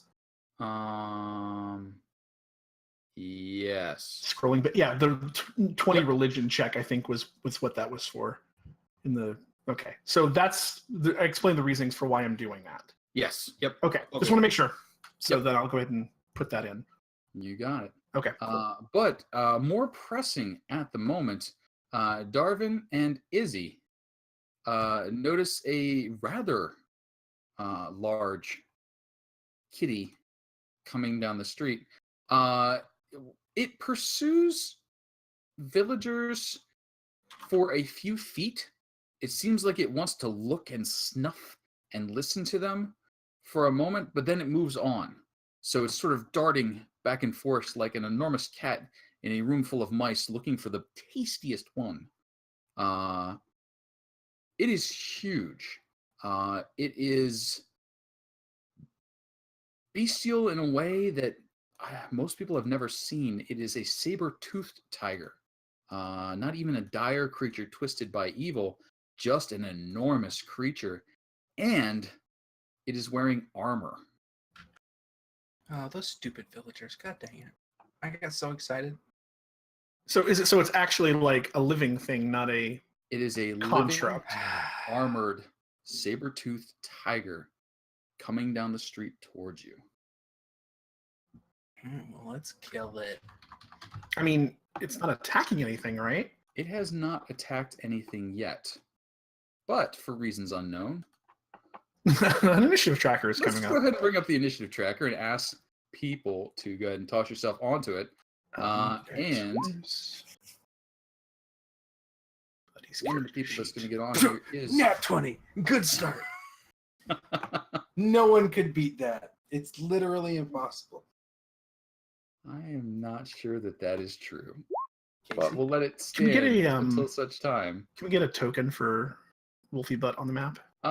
Did I not give you the ability to drag Wolfie Butt over the map? Every time I try to drag things to the map, they always show up huge, and I can't resize them. Oh, they will show up huge, and then I'm going to have to resize this Yeah, one. see, that's gigantic. That's all right. We'll get him shrunk down. See, I told you no one could beat it. It's just we're gonna have giant monster fight in the street. Yeah, kaiju animal battle. Yeah. Oh, okay. All right, there is Balto. Okay. And let's get Itzek over there. He's a big fella. So how big is it actually? How big is the saber-toothed tiger actually? The saber-toothed tiger is actually a large beast. So horse-ish. Horse-ish. Though Oh, whoops! I cat-ish. didn't select So myself. Mhm. Where's there's a me? lot more teeth. There's me. Did I close out my character sheet? Good lord. What's Come on wrong? over here, Itzik.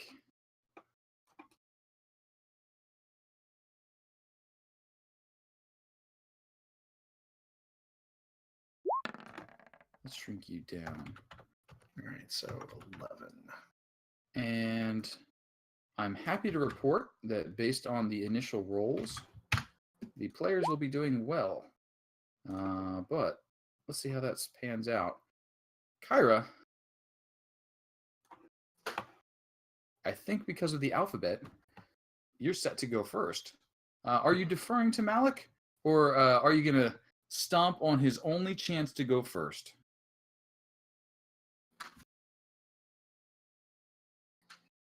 Yeah, no, I'm just gonna ready a firebolt if it attacks anything that looks to be living. I guess I have to define living, but you know, not undead. Walking does not define living. Fair enough. Malik, big Okay. kitty. It's a big kitty. It hasn't attacked anyone yet. It does have armor, which means someone theoretically could own it. So Malik is going to ready his sort of like move in front and ready his glaive. And if it's coming at us in an aggressive fashion, I'm gonna slice it. But until it does that, we're gonna wait. And Malik's gonna like look back and say, can anyone calm it down or anything? And Malik, as you are eyeing up the armored tiger, it appears to be wearing the equivalent of half plate. So maybe a little jealousy too. Just had to rub it in, huh? Darfit. Should have rubbed it in. I'm gonna look at this giant silvery beast, like this shining glitter, and it half plate. Yeah, I'm definitely jealous because that's on Darvin's money grabbing wish list, all the way at the end. No, we need money for diamonds, guys.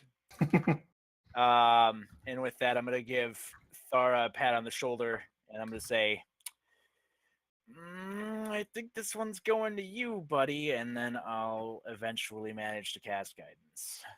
All right. On me? Yes. Oh, okay. Well, let's Sorry, see. you get the pep talk. Yep. Okay.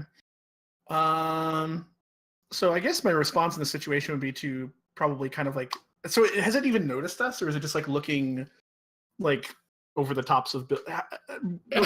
Refresher. How tall did you say it was again? It's horse size. It's Horse size. Oh, okay. Never mind. So I was like, it's yeah, not peering quite over to buildings. scale.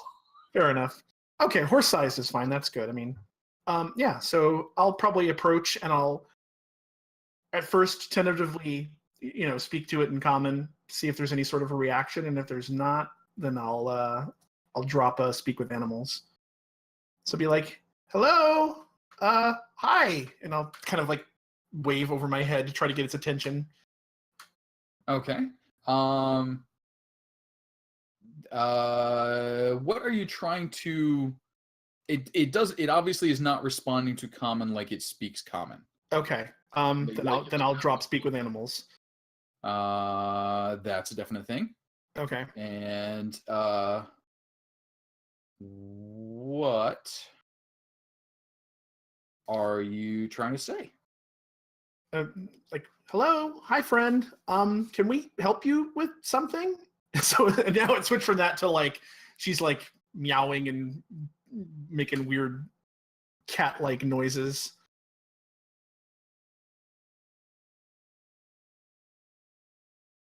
And you kind of hear it respond back with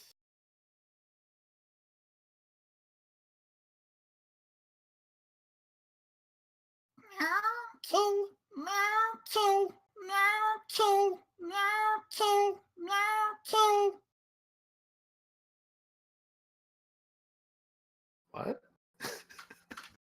sort of a chanting meow kill. Oh, meow kill. Kill. Sorry, that's hard to do. Hi. Who? Kill. What do you want to kill? And Thankful that the party cannot understand this part of the conversation because Malik would hear kill and then dive into the fray. And it sort of turns its attention to you, and it gives a snuff, and give me a quick charisma, just flat charisma. Flat charisma. If you would, please. Okay. You sure not an animal handling? This one's a flat charisma. It's not great for me, but sure. Here we go. Fingers crossed. Oofa. Oh, I just watched it roll off that goddamn 20. You know what? That's just fine. So yeah, see, the halfling was selling herself short. But wow. Yeah. But whatever it is that this giant cat seems to be sniffing about for to kill isn't you, and it responds to you. The bad ones.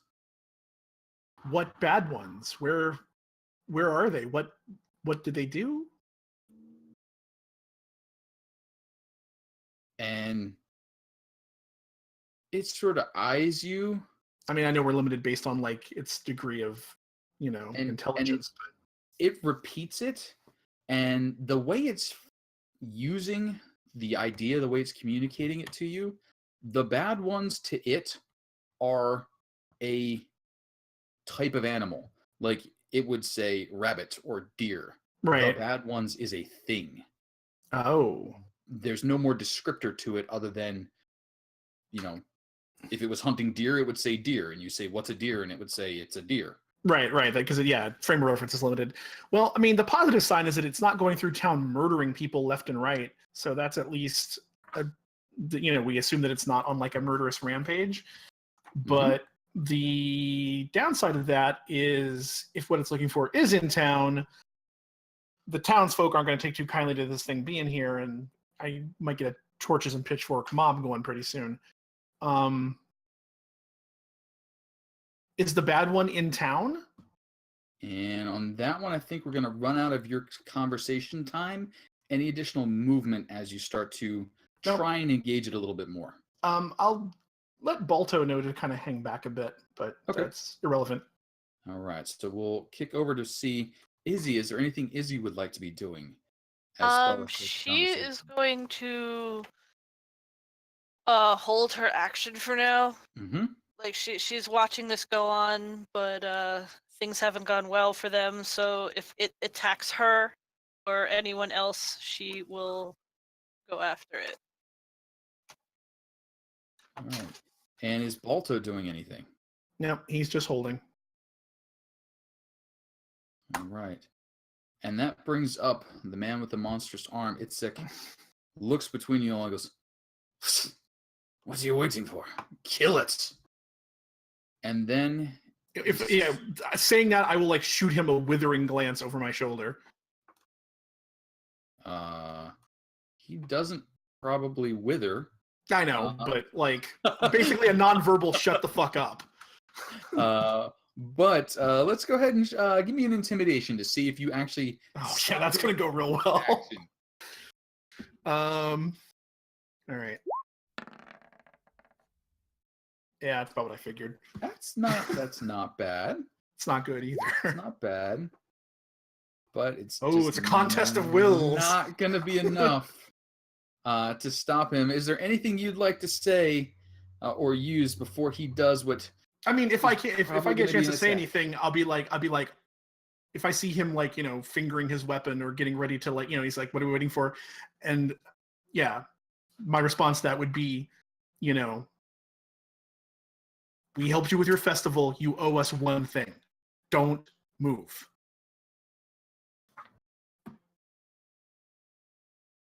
And for the moment, he does not move. Though, you can see he must be kindred spirits with Kyra because there is a bit of flame dancing in the palm of his monstrous hand. Hmm.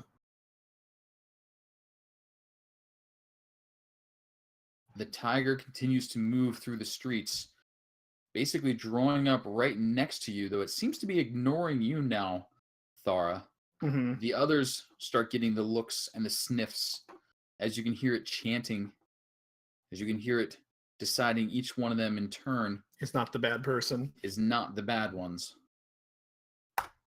Yeah, be like, Kira, I don't know that you know that. You're just getting that's fair. eyed. You're just getting a big old eyeball of something that's got a lot of teeth. What are you doing? Yeah, I'll kind of see. I'll look to Thara and give her like a raised eyebrow, like you got this, because that thing's like the size of 12 of you. Yeah, I give her like a slight nod and kind of like, extend my hand like flat, kind of palm towards the ground, kind of like it's cool. All right, Just hold on. I'll take the flame that I had like sizzling in my hand and kind of curl it up and look back at Isaac and nod towards him and just say she's good with animals, trust me. She's got this. Just steady. He's you can see I have fire. I want to do something with it. I understand that feeling perfectly. You have no idea. It's so hard for me to hold back right now. Everything's so much easier to deal with when it's on fire, but just give her a chance. If it attacks anything, then light it up. Malik, how are you doing over there? Malik is troubled but holding. As long as it doesn't lunge at Thar or anything, he's not going to do anything. But as soon as it makes a move, he's ready to slice it. Okay. Darvin. Thara, we really need this giant beast not moving through the streets. We're going to redirect this. I know. Good luck. And Thara? Yeah. So, kind of under my breath, turning kind of half back over my shoulder, buddy. It's looking for what it calls the bad one. I'm not sure what that is, but it's clearly not any of us. I'm trying to figure this out. Hold on. And I'll go back to asking what I asked at the end of my last turn, which is, what did the bad one hurt you? Where was it in town? Did you follow it here? And you get from it, need to find and kill the bad ones. Kill the bad ones. Fully on board with that, depending. Kill. And it seems almost playful. Like it's not hungry. It just wants to go hunt down and kill the bad ones. Hold on. Oh boy. And now that it's this close, everyone do me a quick perception check.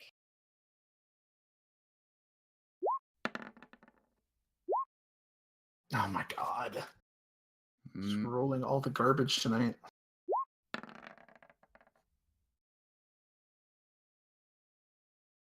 Darvin, Kira, it's got something in its like back teeth. It looks like cloth, like way back in there. And you only see it as it starts responding to Thara. Otherwise it's, just kind of snuffing around. But when it, goes, you can kind of see there's a little bit of cloth way back in there. Could use to floss. It's got cloth in the back teeth.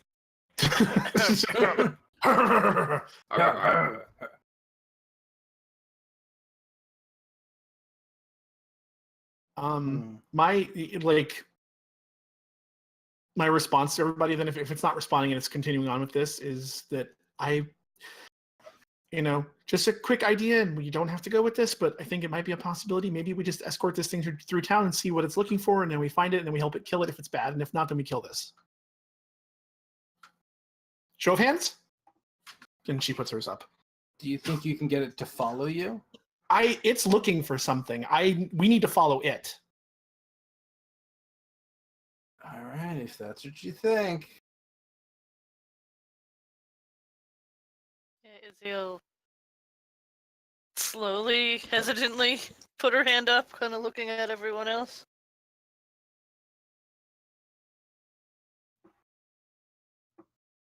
I I look at Balto and I kind of give like a command snap, and he sits down on his haunches and raises a hand like shake a paw. He doesn't get a vote. He gets half a vote. Now we're treading into dangerous territory here.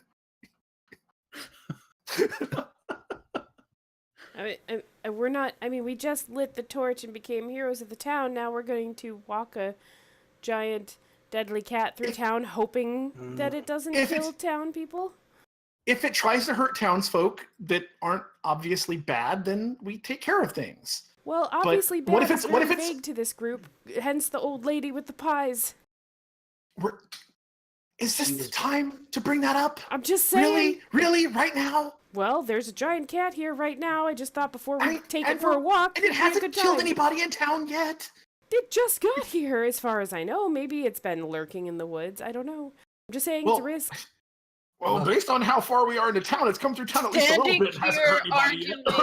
Not going to help anything. So You now, have to as make you a guys, decision and do it now.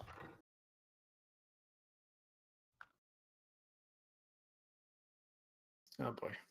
I mean, out of all the bad options, I think walking this cat through town is the least awful one.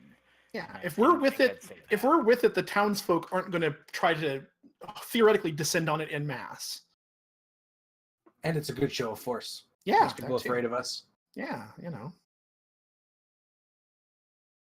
I'll yeah. That's Stara's pitch. Whether the rest of the group wants to go for it or not is up to them. I'm on board for now. okay, so one person who's definitely not on board with the walking the giant death machine through town is Itzik. So I will need one person at least to try and convince him to just let this happen. Yeah, that's not. Your DC is a 15. I am not the social primary here, so somebody needs to outdo that 15. At least for things that don't have fur. Not to have his guards descend upon it. I think I can do it, guys.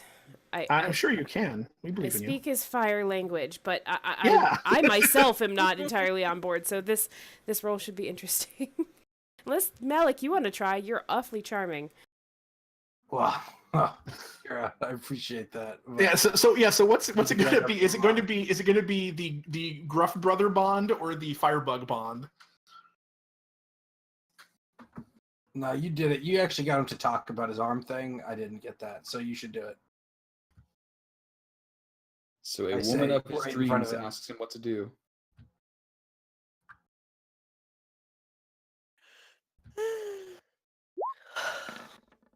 Oh, that's what I'm talking about. There we go. Look, we'll just walk behind him. It's fine. And then just keep the fire in your hand. Look like this. It's on. Now it's off. Now it's on. Now it's off. And if he, attacks anybody, then it's super on. Okay? So we'll just walk behind him. It's fine. Everything's fine. Some bad idea. All right. I mouth a thank you to Kira. So Itzik falls back a bit. You can see he's calling guards in. About oh my god, 6 form up behind you guys, letting you take the lead. Yeah, it's our escort. It's fine. As you begin following the great cat through town. Now, are you trying to lead it, follow it? What's the directional? I mean, obviously, it's kind of eyeballing where it's going, and my spell lasts for 10 minutes. So along the way, I'm going to continue trying to prod it for information if I can get any more out of it. Okay. I mean, I know it seems pretty single-minded, but going down the list of possibilities, did the bad ones hurt you? Did it hurt your family? How many? Did you see them come into town? I mean, it may not be answering, but I'm trying. I'm prodding with questions. As long as the spell holds out. It's not giving you much in the way of response to those answers. It just seems fixated on that the bad ones have to be killed. Kind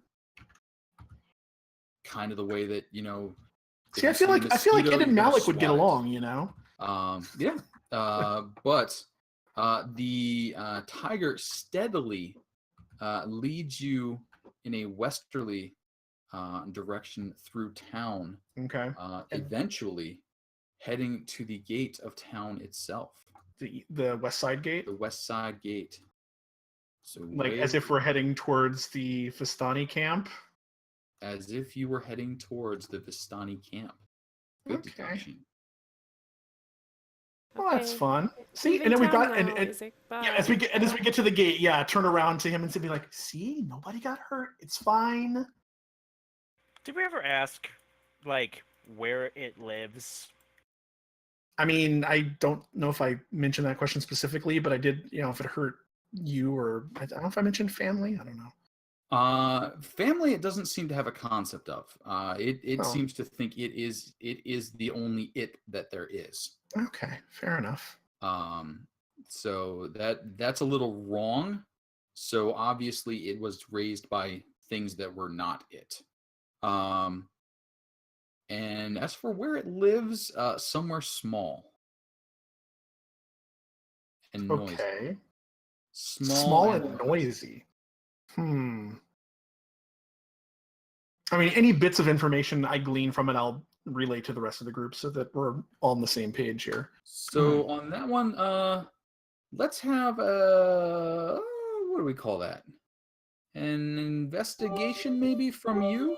And if you do well enough, we can pass that along to others for expansion. Okay. Yeah, it's gonna be about as good as my charisma rolls, but I gotta roll high at some point, right? Here we go. That's about what we would expect.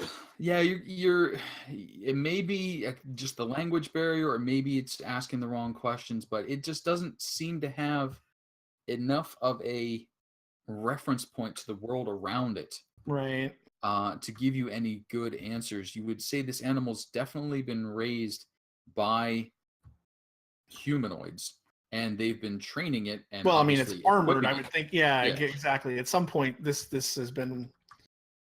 So it has led an obviously sheltered life. Now, deduction time for the rest of the group. Go ahead and give me either insight or investigation, and let's see how well the group can piece together what little was gleaned from this savage animal. Extremely little. Oh yeah, look at us go.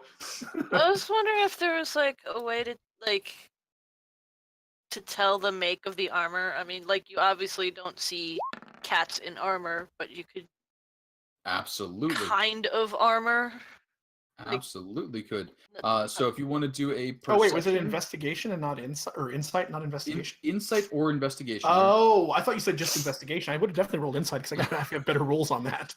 But specifically on the armor question, go ahead and give me a perception, or if you have smithing, go ahead and give me a smithing as I hiccup. I do not have smithing, so investigation, you said? And investigation is totally good. Okay.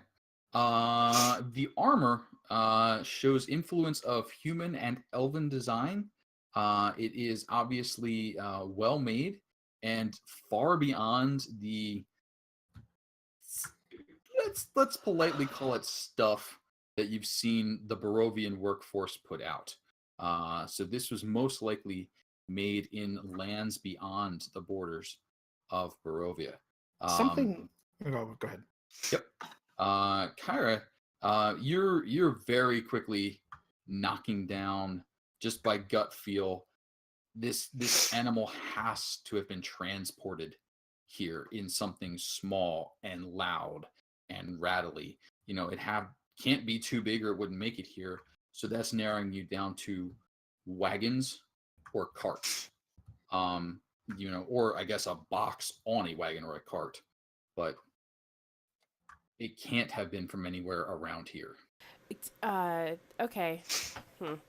Well, she'll like talk to Thara and say, ask it like how old it is, or how I don't know how you talk to the. Yeah, I don't know. I animal, don't know like, if it's does it- gonna really have a reference for that. Well, like how long has it been that general size? I guess. How The other has thing it I seen was any seasons? I mean, I know it's hard to tell with no sun, but you know, if it's not from here, which we've all pieced together that it's kind of not. You know, maybe it knows the passing of the seasons.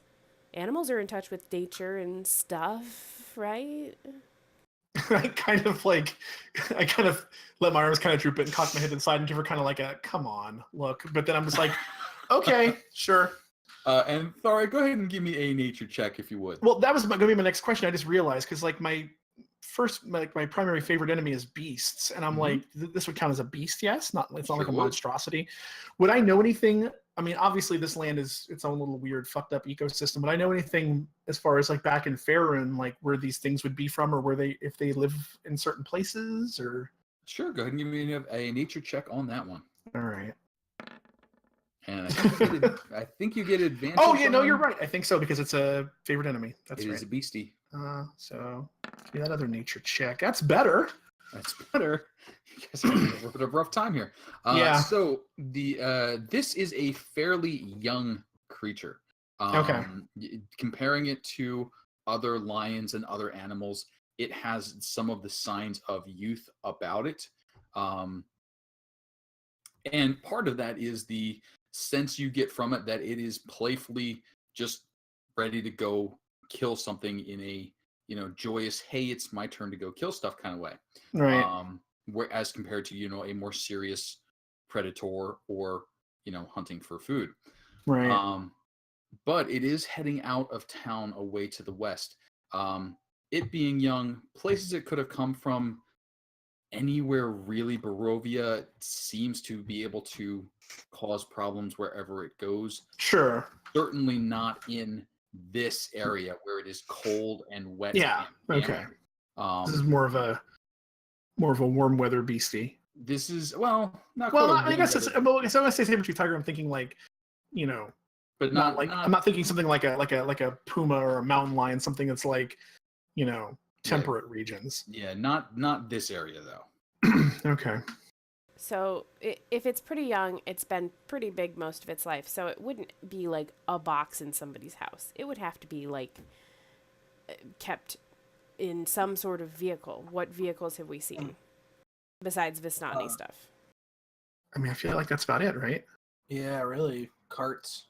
So I'll ask it. And I'll kind of ride up alongside it, and I'll reach up and like gently with the side of my stick, like tap the edge of its like armor and be like, who gave you the metal skin?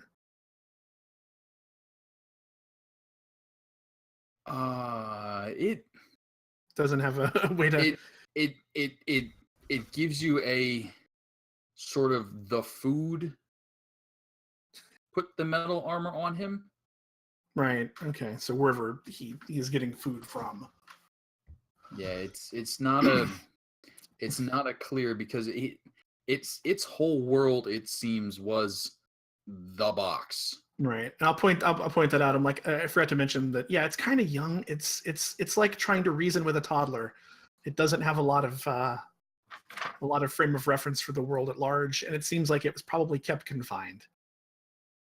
And as you guys are getting to about that point in the conversation, you notice that it's picking up speed. There's far fewer people because everyone's cleared out. It's now out of town. And it seems to be finding more of what it wants, moving more and more quickly towards the Vistani camp. Yeah, that's what I'm waiting for, is if it takes that left turn and starts swinging south. Yeah, it is. Okay, if that happens, but it doesn't really bother with pathing. It just it's just following out across the field, right? I'll kind of look back and what was her name? Was it Arabelle? Arabelle, yes. I'm like, and once I realize that it's heading that way, I'll be like, I certainly hope it's not referring to Arabelle. What if this thing came from Strahd? Maybe. Doesn't seem corrupted in the way that the wolves were or anything, though. He usually That's- likes his that's stuff fair. undead, doesn't he? Yeah. Or twisted. Anybody got a giant leash? I hear if you put one on it, it just goes limp. No? No, you tie a sock around its midsection. So as some creative theories are made, you realize that Itzek has stopped at the town gates. You left him closed behind. them, and the guards are now up on the tower watching as you guys escort the creature away, and he calls out to you, well done. Thanks, and I'll wave, but I'm flipping him off at the same time.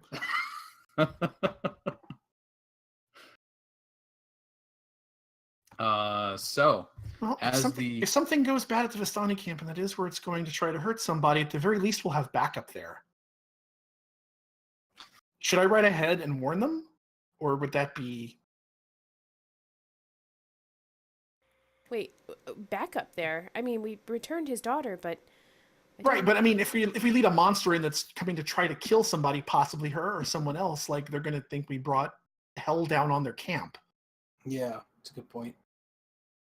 So why don't we do this the opposite way? Why don't we stop the tiger here and then bring out what we think it's coming after to here so that it's not running rampant in a camp? Yeah, it's not really big on the whole listening thing. It's kind of an impulsive little kid, you know. It's not likely. The only way we'll be able to stop this is if we stop it with force. If someone was training it, I mean, it has to know some commands. Yeah, but so in common, I'll sit, stay, Does someone know Elvish? heal. Yeah. Wait, oh, Elven? Because I do. the armor was tried in Elvish. Oh, I'll repeat this day of commands in like the different Elven dialects of Farron that I know. I got a question, just in general. Has Thara spent any time around cats? Just normal ones. I mean, there may have been maybe a cat at the homestead, like because they had like a farm, so it's a possibility that they could have had Barn like cat? a mouser or a barn Okay. cat. Yeah, Because I'm just a little curious. Because most cat, I know Thara's I know cats small. don't obey. They don't do commands. these things. I know, but if this is a trained hunting beast, it might. Okay, just check it.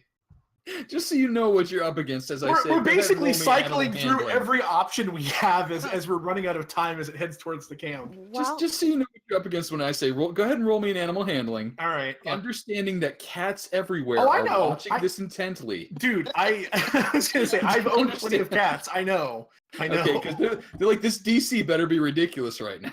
Yeah, no, but I mean, if there's a possibility that it's a trained like fighting beast, it might have some sort of conditioning. Yep. But yeah, I'll switch. Yeah, I'll switch from common to Elven. And go ahead and give me that animal handling if you would. Oh, you know what? Should I spend that D20 we've got?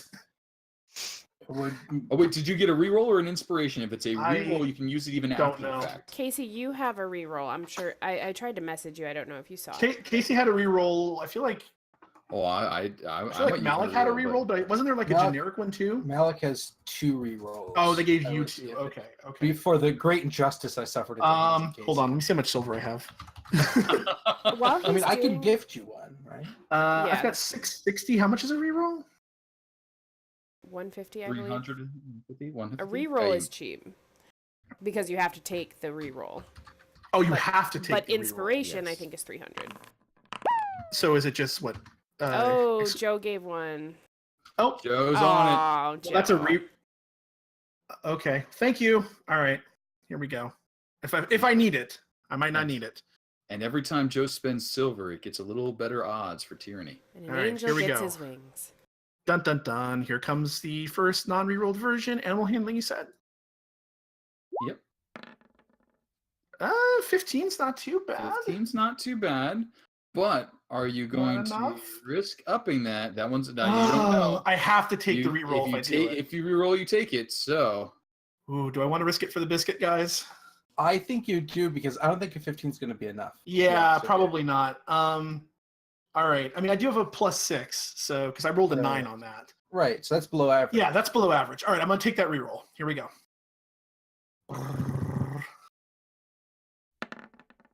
Yeah, it's a little better. That's better. Ooh, That's Yay. better. All right. Thank you so for the reroll. we're gonna hit a button here. Ooh. Let me guess I got advantage on that roll.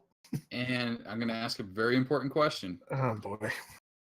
Which language were you using?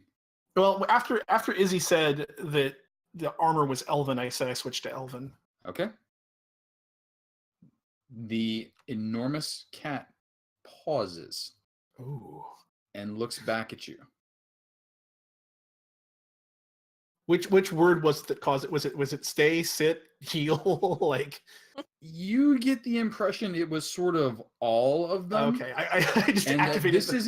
this isn't a command it's trained to answer so much as it responded to your message. You convinced it to stay and hold, but this isn't a Yeah, I know. I'm not sitting. I'm just looking at you right now. Does it feel like its mood is changing at all here? Like it's getting Wrong computer. potentially more hostile? Okay. That okay. was. Yeah. I see that. What happened? If you could go ahead and give me a quick athletics check as you take to the running. Oh, did Sin just like take off? Yeah. Sin's doing a runner, Okay. and we'll need an athletics check from Sin when she gets a chance. Also, I think you were on the wrong computer when you typed that. Yeah, she was. I was. Yeah. So Oh, those that's still not by gonna the be- tiger. I'm gonna use What, inspiration for this. Sorry, otherwise it's not gonna go well.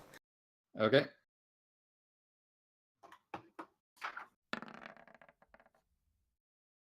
And Izzy, did I bury you under a tiger? No, she's over here. No, she's over here. Okay, there he is. Sorry. It's not great, but that's enough. I'm just trying to get a Maybe- T-shirt. Maybe. All right. Now, so just gonna pause on the tiger for a second because I think there might be a comedy moment here. Pause. Pause. Tyra, would you please tell me what you say to the people in camp? Big cat, Between gasps. big cat, give me your shirt. I think it might kill you if I don't have your shirt. I'll explain everything in a minute. I give you your kid back. It's fine. Trust me, I'm good. And she puts her hands on her knees and just her head's down. Just roll a persuasion. They do owe you a favor, but that's a little odd. Big cat, give me your shirt. It's just a T-shirt. Don't be cheap. It's fine. Wow. It's my favorite shirt. Jesus. But you know, You're I've given my shirt to less better looking women than you. And then he tosses it at you. And he's like, hairy curls, things, muscles. She gives it a good sniff. Yep, stinks. Okay, thank you. I'll be right back. Yeah, it does. It's pretty bad. It's ripe. Okay. You start running back. Now on Team Distract the Giant Kitty, no laser pointers haven't been invented yet. So what are you Nope. guys doing?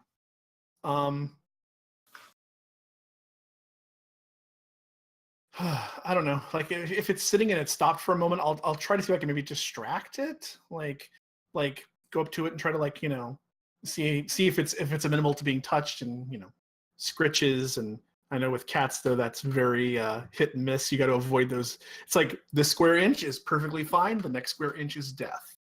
That's true, but on this, it's kind of in a grander scale. So you've got foot and foot. Yeah, exactly. You've got square feet to work with. See if I can find if we get it right above the butt and scratch there, it's immobilized. So It's not going anywhere. Thara goes for the immobilization movement. Malik, Darvin, Izzy.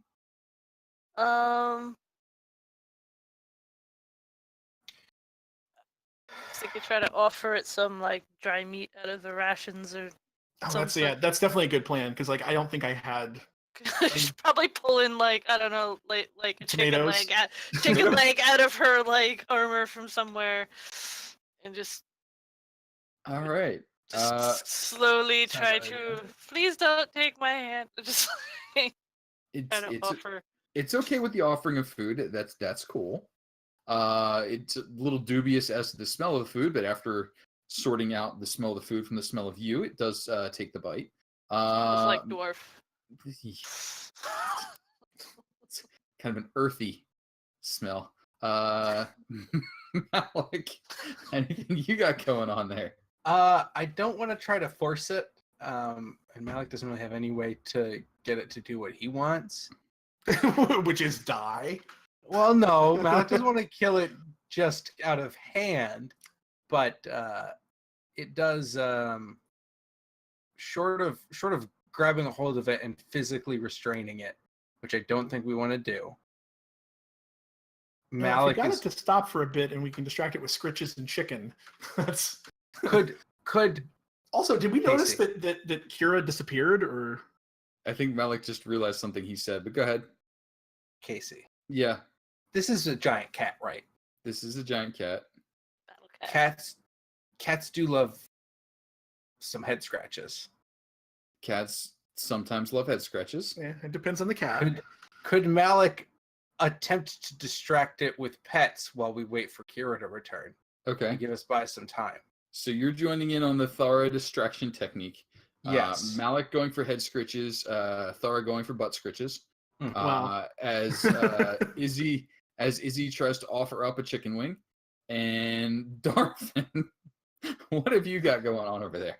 Yeah, as much as I'm as well known as I am for dealing with people, I am significantly even less well known for dealing with animals. So I will honestly just get out my wand of entangle and be veering on the edge of ready to throw up some vines if it's trying to bolt off. Fair enough. So Thara, with advantage for all the assistance that you are getting, please Oh, that's give me good. an animal handling check. With advantage. Here we go. With 1, 2, 3. Boom. 18's Yes. not bad. You keep the armored tiger distracted long enough for Kira to get to the camp and back, which is a good length of time. You know, it's a good 15, 5 to 10 minute run. Also, I just had a thought that occurred to me just a second ago.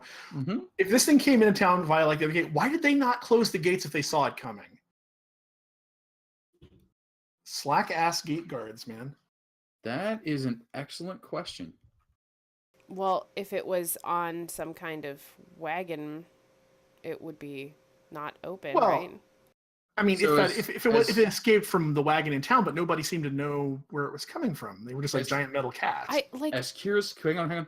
As Kira's kind of returning from her run, and Thara's calling out these thoughts, and she's calling responses back. I'm not running all the way back, mind you. Okay, so you slow down. You know, get the sheen off. I'm gonna tie the tree or the shirt to this tree here, and like far enough away, and then kind of come around this way and be like, all right, so maybe just walk it right over that way and point at the tree, just because she doesn't want to get bit, if that is what it's looking for. Hey, Casey. Yeah. While Operation Distract Kitty is underway, and since Malik is at the head doing the head scritches, Mm-hmm. would it be possible to tie a rope and like a noose, or not a noose, that's not a lasso, Whoopsie. and loop it around its neck and loop it around its head, like resting it over its shoulders. So if it tried to run off, Malik would have something to hold on to. That would certainly be possible with two important restrictions. First, do you have rope? Yes, I do have rope. Okay. Second, can you pass a sleight of hands check? Now, And your DC is a 4. now, oh, Casey. oh. Casey, you Your underestimate DC my is a power. 4. What's your dex mod there, dude? Well, it's not about you want mods. Izzy It's to not do about it? mods. Nope. He didn't ask for help yet, so He hasn't asked for help, and Malik is at the head, so it makes most sense for him to do it, right? I I'm- could do it. Did I, feed it. That No, you- definitely I could makes do it. Malik sense. I I agree. believe it. I believe in myself. So hang on. So just before we do that, let's move this right over here. Okay. And So I have by the head, and I Malik, have tied you the lasso. you have put a rope around the armored saber-toothed tiger's neck Excellent. at about the same time that Kira comes back into smelling distance. And Kira, Yeah, that's was my concern. I need you to Oh roll God! a disguise What's that? or a disguise, a stealth, a something that Are we playing third indicates- edition? Well, a disguise, a stealth, a something. If I don't know if you have a disguise kit, Oh, something that's that fair. indicates how well you got the smell of the shirt off of you. Yeah, that was my You know, the concern. I was shirt thinking you about carried that. and ran while sweating and held up to your face to sniff. Yeah.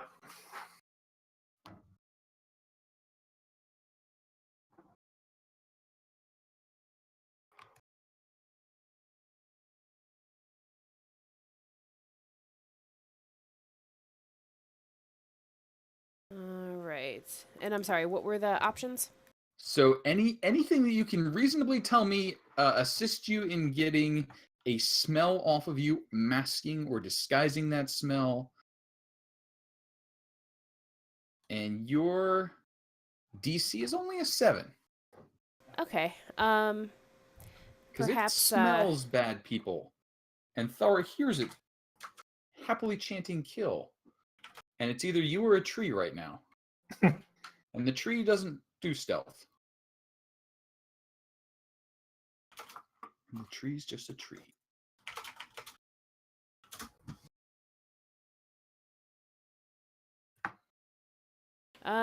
maybe sleight of hand, like trying to rub my hands off on the trees and bushes prior to to Sounds drapesing, running back to the group. Okay. And the 7 is well bait.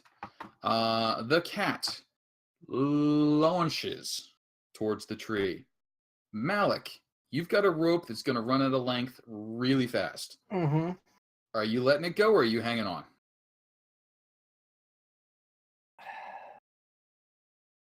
Malik rides a cat. Malik rides I'm a cat. gonna hang on. I'm hanging on. I'm hanging on. I'm hanging on. Okay. Do you have a 50-foot rope? Yeah, just whatever the default rope is. About Yes, a 50-foot 50-foot rope. rope. Okay. Yeah. So the cat's going to get to like here. Uh-huh. Like that. And then you're going to be out of rope. Uh-huh. The cat moves at 80 feet per round. How fast do you move, Malik? Well, it's not strictly that fast. Not strictly. So do you know what happens when your body moves faster than your feet do? You get dragged. You do generally get speaking. dragged, generally speaking. So Is it possible to stop it? you can sure try. Casey, I have to try. I put this rope around its neck. Okay. If we're really lucky, it strangles itself and then passes out, and then we don't have to deal with it. Okay. If we're really so, lucky. So at top speed, Uh-huh. the enormous armored saber-toothed cat Mm-hmm. runs, Mm-hmm. and it would like you to beat a 23 That's a good roll. with your athletics check. And if you do, we've already seen what happens when something comes to an abrupt stop at the front end. The back end tends to go over. Pies go everywhere. I'm not sure if the same thing happens with cats, but we may find out. Or we might see how far. You got that Malik re-roll goes. if you need it. I do. I do. Okay. 15 won't do it. I'm using one of my rerolls. Okay. No. 14 won't. No. All right, so now comes the uncomfortable moment when you say, this isn't going to stop. Are you trying to let go, or are you letting the drag happen? If it becomes clear it's not gonna stop, Malik is not going to get dragged behind it because that would hurt real bad. Okay, please make me a dexterity saving throw. Saving throw. Saving throw. Thank you. And your DC is a 14. Okay, that's not great. That's not good enough. Okay. So boom, boom, boom. Let's see, what does this thing do? This thing does a lot.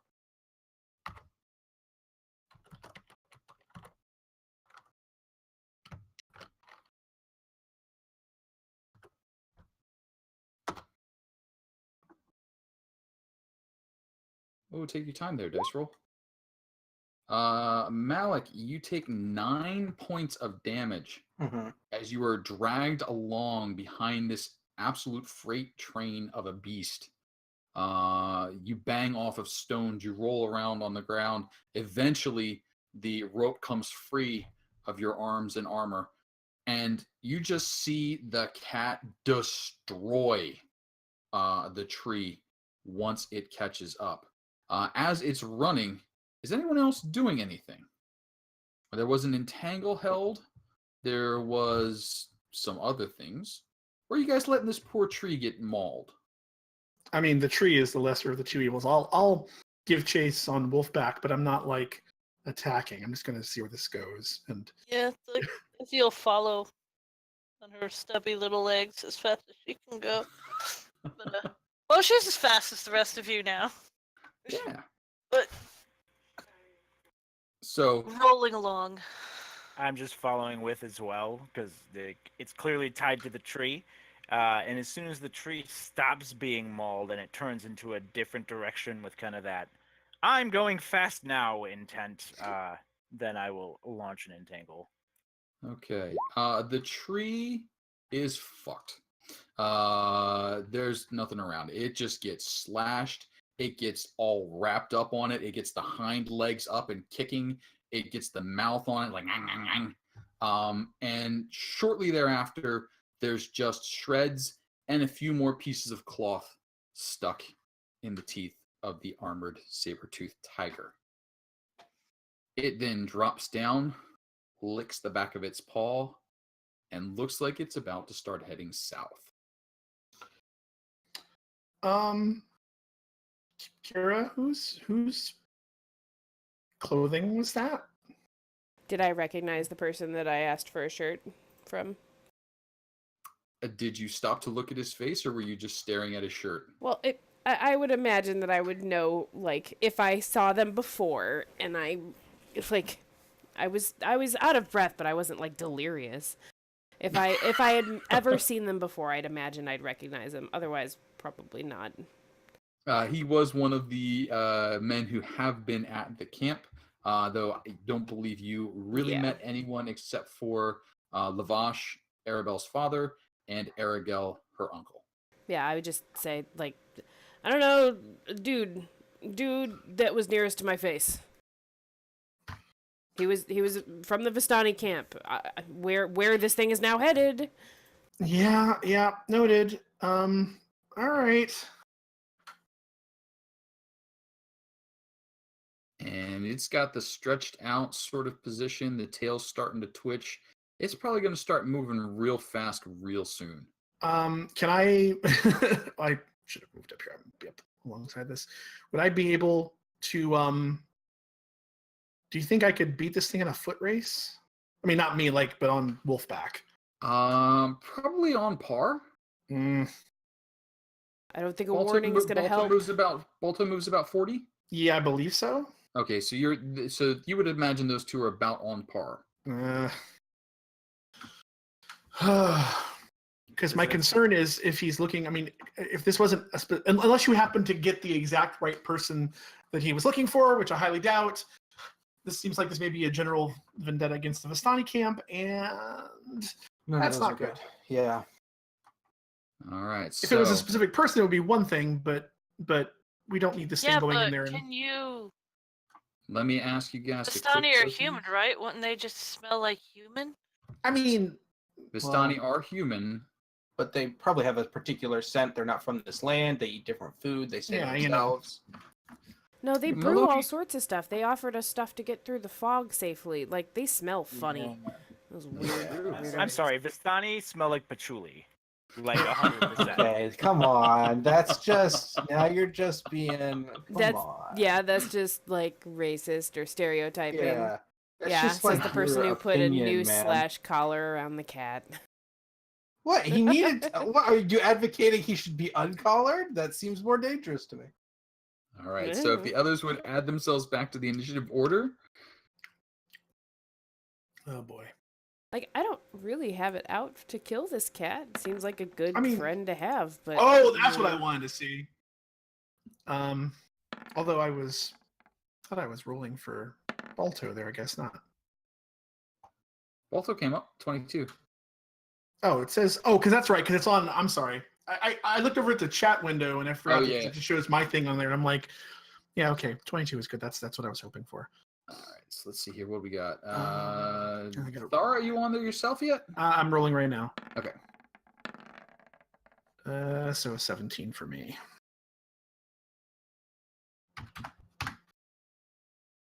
Malik, consistent.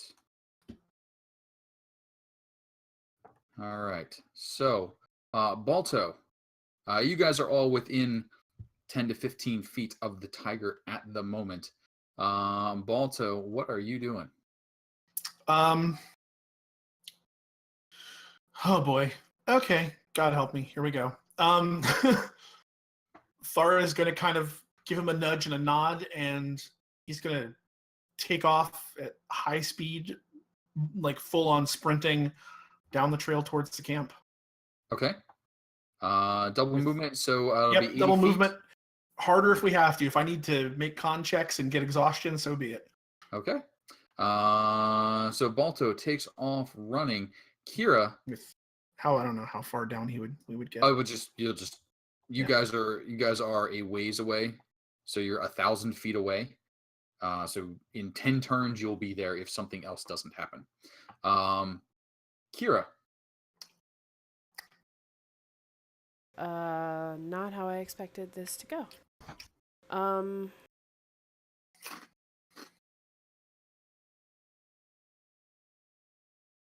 and it is raining and pouring outside, so this is all in miserable weather. Yeah, I mean, I was gonna take off towards the camp because I was the one who asked for the shirt and thought they'd know me, but I guess I'll.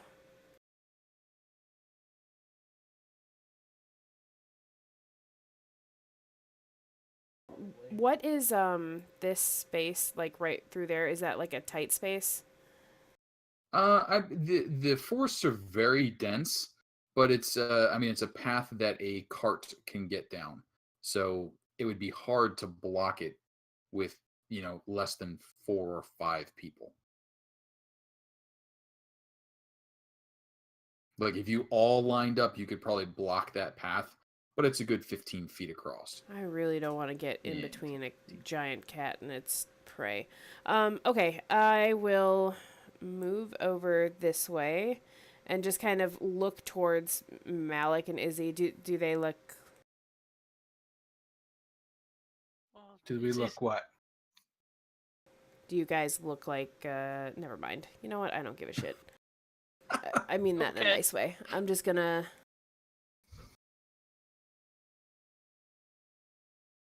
I'm just gonna ready grasp if it tries to follow down the same path that I'm next to. Okay, I will do that thing. you got it. Thara, atop Balto, you've got Just- a couple of feet lead. Yep. I mean, I'm just riding, so like while this is going on, I'll be in the process of getting prepped. I'm gonna knock a. I forgot that. I just didn't have my weapons, but I did apparently from someone. Someone got me a light crossbow. I think maybe I got it from Izzy. Okay. I don't remember who it was because I've got a crossbow and bolts in my thing, so I'll just be loading the crossbow Got it. just on the Um, off chance that shit goes down. Fair enough. Now the tiger happily joins Balto running after, and you can kind of hear. You've lost your beast speech, Right.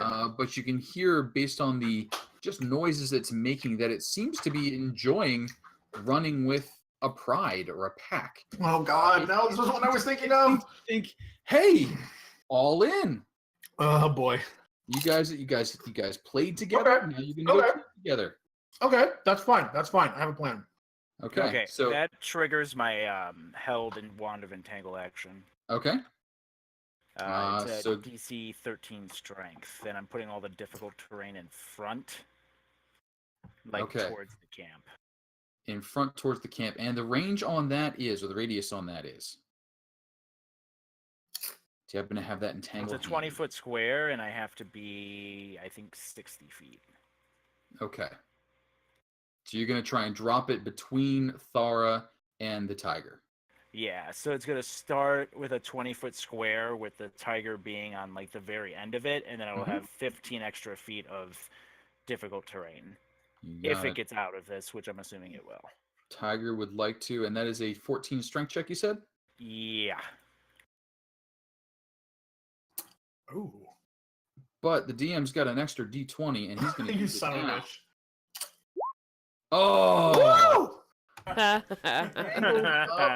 Tiger, and the DM loses his D20 reroll. Womp. And by the way, yes, that was specifically to mess with Malik, because Malik is the one who would swing it up close and get Mhm. mauled. Mhm. So Mhm. Tiger's like whoop, stuck on the ground all of a sudden. And Hopefully you didn't notice where that came from since he was busy running. he may not have.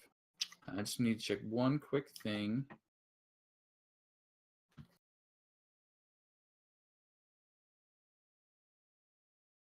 Yep. Okay.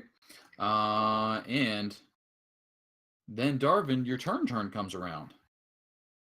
I'm gonna look at Malik and Izzy and be like, "Are we knocking this thing out?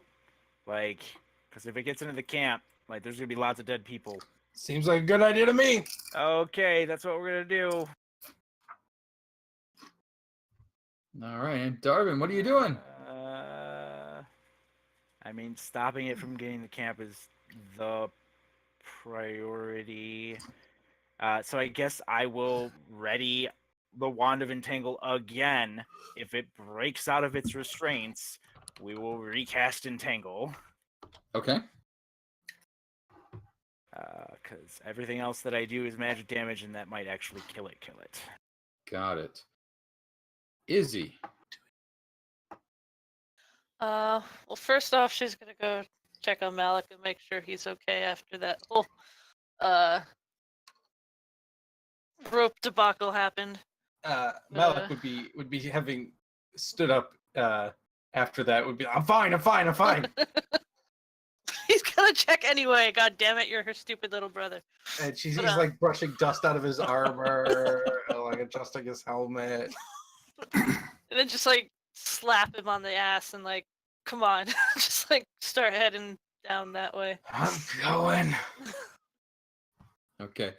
Izzy, you can easily close the distance with the cat, but doing so would put you into the entangled area. She's gonna get up to that because it's stuck now. It's not moving, right? Yep. And we'll continue to hold her action for whether it attacks one of them or attempts to get free Okay. in a violent way towards somebody. Malik. Okay. There's about 10 feet of entangling vines between you and a critter. What are you doing? Okay. It's still got the rope around its neck, right? It does still have the rope around its neck. Excellent. I have a stake. Here's what I'm going to do. I'm going to run to the end of the rope. And feed the steak to the kitty. Yes. No, I'm going to run to the end of the rope and stake the rope into the ground. So Okay. that if it breaks out of the entangle, it is blocked by another source. Okay. And Uh, as I'm doing, do you, oh, sorry, please. So to do that, please give me a strength check that will set the difficulty for tearing loose the stake later on. Okay. 9. Okay. So on top of the entangle, the cat will have to deal with a separate strength check against the 9, which probably isn't super high, but Okay. Now, would that take my action or would that be my object interaction? we'll say object interaction because it's being held down right now. So that's one Okay. good hit with a hammer, which we'll call okay. Okay, so then my action is going to be throwing the harpoon at it. Oh yeah, it's gonna love you after this. Please go ahead That's and the make your goal. attack check. That's the goal. If it's attacking me, it's not attacking all the helpless Vistani. Restrained Does it- creatures become zeros. You have advantage. Oh, perfect. Can I crit it? No. 23 is a hit. Excellent. So 9 damage. 9 damage dealt. Yeah, I'm not going to And- activate the special ability of the harpoon, but I am going to hold on to the rope for the moment Okay. that the harpoon has. This is a well-secured armored saber-toothed tiger at the moment. Yes. We're playing Evolve right now is what we're doing. Nobody played that game. Oh, that's not I nice played to once in say. beta, I think. But Balto, any additional movement, bonus action, etc. No. Okay. Balto, I think, is doing stuff. What is Balto doing? Running like the devil. If I turn around and kind of look back over the shoulder, if I see that they're in the process of, if this thing is not currently, I'm gaining ground on it because it got entangled. My initial plan was I was going to run up, and if I saw that it was giving chase in like a playful, yay, we're running as a group kind of way, I was going to try to distract it by maybe like hooking a left and seeing if it would follow me down that path. But if it's not the case, and if they're delaying it, then I'm going to continue bolting for the camp. You look back, and all you can see is 2 enormous orbs displaying hurt and betrayal.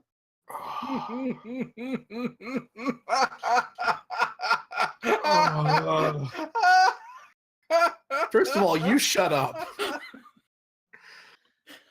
There is a genuine moment of heartbreak, and she will continue down the trail. Fair enough. You pick up another 80 feet lead on the great beast. Kira, you have stationed yourself. It got pretty well swamped, and then poked. It still looks quite healthy though. What are you doing?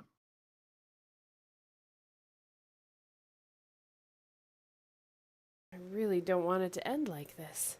But like it's gonna get knocked unconscious, hopefully, I guess is the best case scenario. Okay. I don't So know. everyone is at this point trying to do subdual damage, correct? I really don't have my arsenal is not really for What? You can't do non-lethal fire? Doing non-lethal fire, is that what we're doing? Can't you? Yeah, you just graze it with it. Yeah, it's like a gentle. It's like a blow dryer. You're trying to give it heat stroke. You just It can pass up from heat stroke. Yeah, I guess I'll just kind of step in front of the path and Well, do this keep in- regrettably. yeah, What? keep in mind, like if you do damage to it, as long as you don't kill it, I know, it'll I be know. fine. I know, Malik but it can just bring like back, it's it fine. just feels Ma- wrong. Like taking okay, as long tips as the from last Malik hit on how isn't not fire, to kill things. right? No, it's fine. It's fine. Don't worry about Cats it. survive with I- 3 legs and no tail all the time. All the time. Bobcats are born with no tail, basically. So what's the attack? I don't want to, but yeah. You don't have to. Your macro doesn't want to either, apparently. Yeah, I Ooh, guess what's it that? doesn't. What happened there? It happened the other day in a game I was playing. That's weird. That sucks. A 15. You do have advantage, so please roll that a second time. Crit. Because the 15 was not a hit. Crit. The Ooh. 11, neither. Yeah, my heart's just not in it, guys. I don't know. It's the giant puppy dog eyes in a cat. Anything else? Because they need a puppy on the way here. Anything else that you'd like to do? Just yell back towards Thara like faster would be better. And Thara, as you are instructed, faster would be better. You see a bolt of fire head towards the poor cat. What are you doing?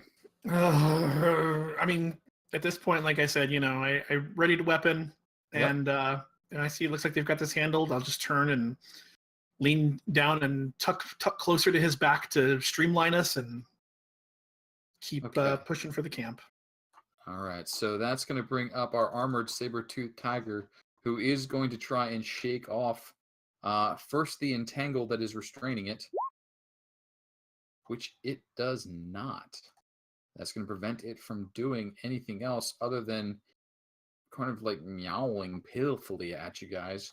And Darvin, what you doing? I mean, like, if we're gonna do this, I guess it's gonna happen. I will bonus. You said it looked relatively pretty well off after Malik hit it with a harpoon, Yes. and that's not normal for things to be functioning normally once Malik hits it with a harpoon. So we're gonna burn a slot. We'll roll out a spiritual weapon. There we go. That's what we're talking. And that spiritual weapon is going to get advantage, but it's still Nope. going to miss. Nope, we don't like it. We don't like doing it to kitties. It feels bad. Here, have some sacred flame instead. Some sacred flame, I think restrained. Either Disadvantage. Disadvantage. It is disadvantage. So with disadvantage, it is making the stack. 16 still gonna get away. The heart just isn't in it for you folks tonight. Barovia is a sad place. Oh, sorry, Darvin, anything else?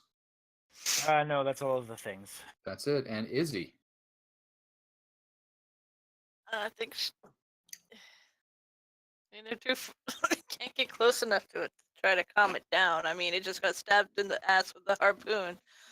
Yeah, you guys aren't really doing the soothing things anymore. This is a little beyond head scritch recovery. Nothing is beyond the recovery of head scratches. I mean, having a head probably helps. So, like, I didn't cut off its head yet. Yeah, give me time. As he's it holding takes the me- rope with the spear stuck in its flank. It takes me time to work. I think like a round is only 6 seconds. I think she's gonna hesitate this round and just keep the Okay. holding until like it attacks because it can't get out. like Fair enough. Like, leave Malik. it al- Okay. Malik is going to continue his current plan, which is to stake the harpoon, the rope from the harpoon that's in him, Okay. into the ground, and then like sort of orbit around him, like over to here, and repeat the process. Okay. So I'm going to throw another Just harpoon. another harpoon. I will roll with advantage Yes, please. now that I have it. Another 23. That's a hit. 11 damage this time. That is damage. And I am again holding on to the harpoon rope. You got it. So it is fairly firmly secured. If it is not loose in the next round or two, it will have exhausted itself That's perfect. to the point where you will be able to just wrap it up. Excellent. But for the next 2 rounds, it's going to try real hard to get away. Balto, anything? Run. Run. That's unless otherwise mentioned, we're just moving. You got it. So you've got about 40, 60, 80, 160 yards on, or 160 feet on it. Kira.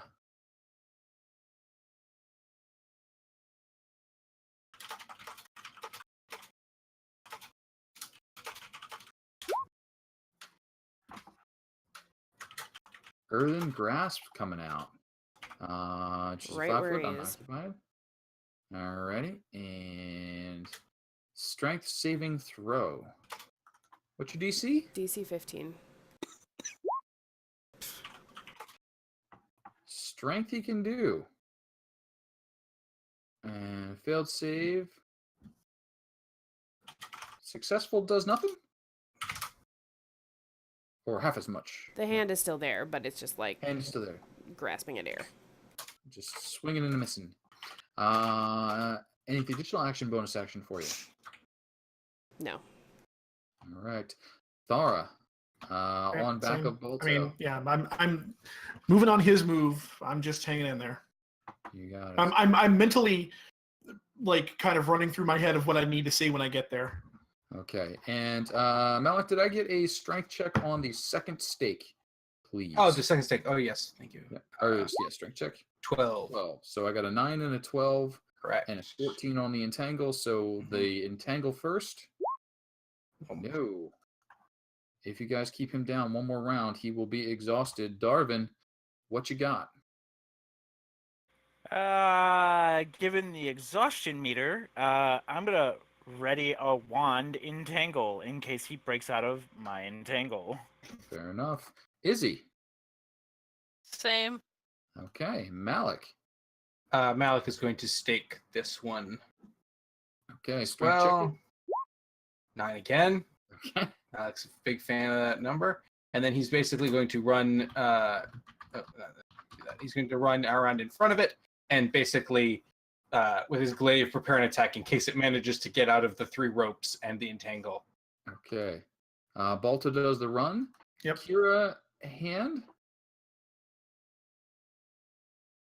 Is that another strength check? Yeah, it's just grasping again.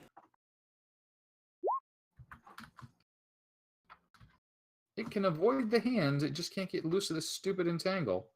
Thora on the back of Balto. Armored saber-toothed tiger. Last chance to get loose. Ooh. Oh, there's one. Oh, there's one. Triggered entangle. Entangle again. Let's see that DC. Let's see that DC 14 entangle again. Oh, Oh, entangles are broken. We now got a 9 for the first stake. We now got a 12 for the second stake.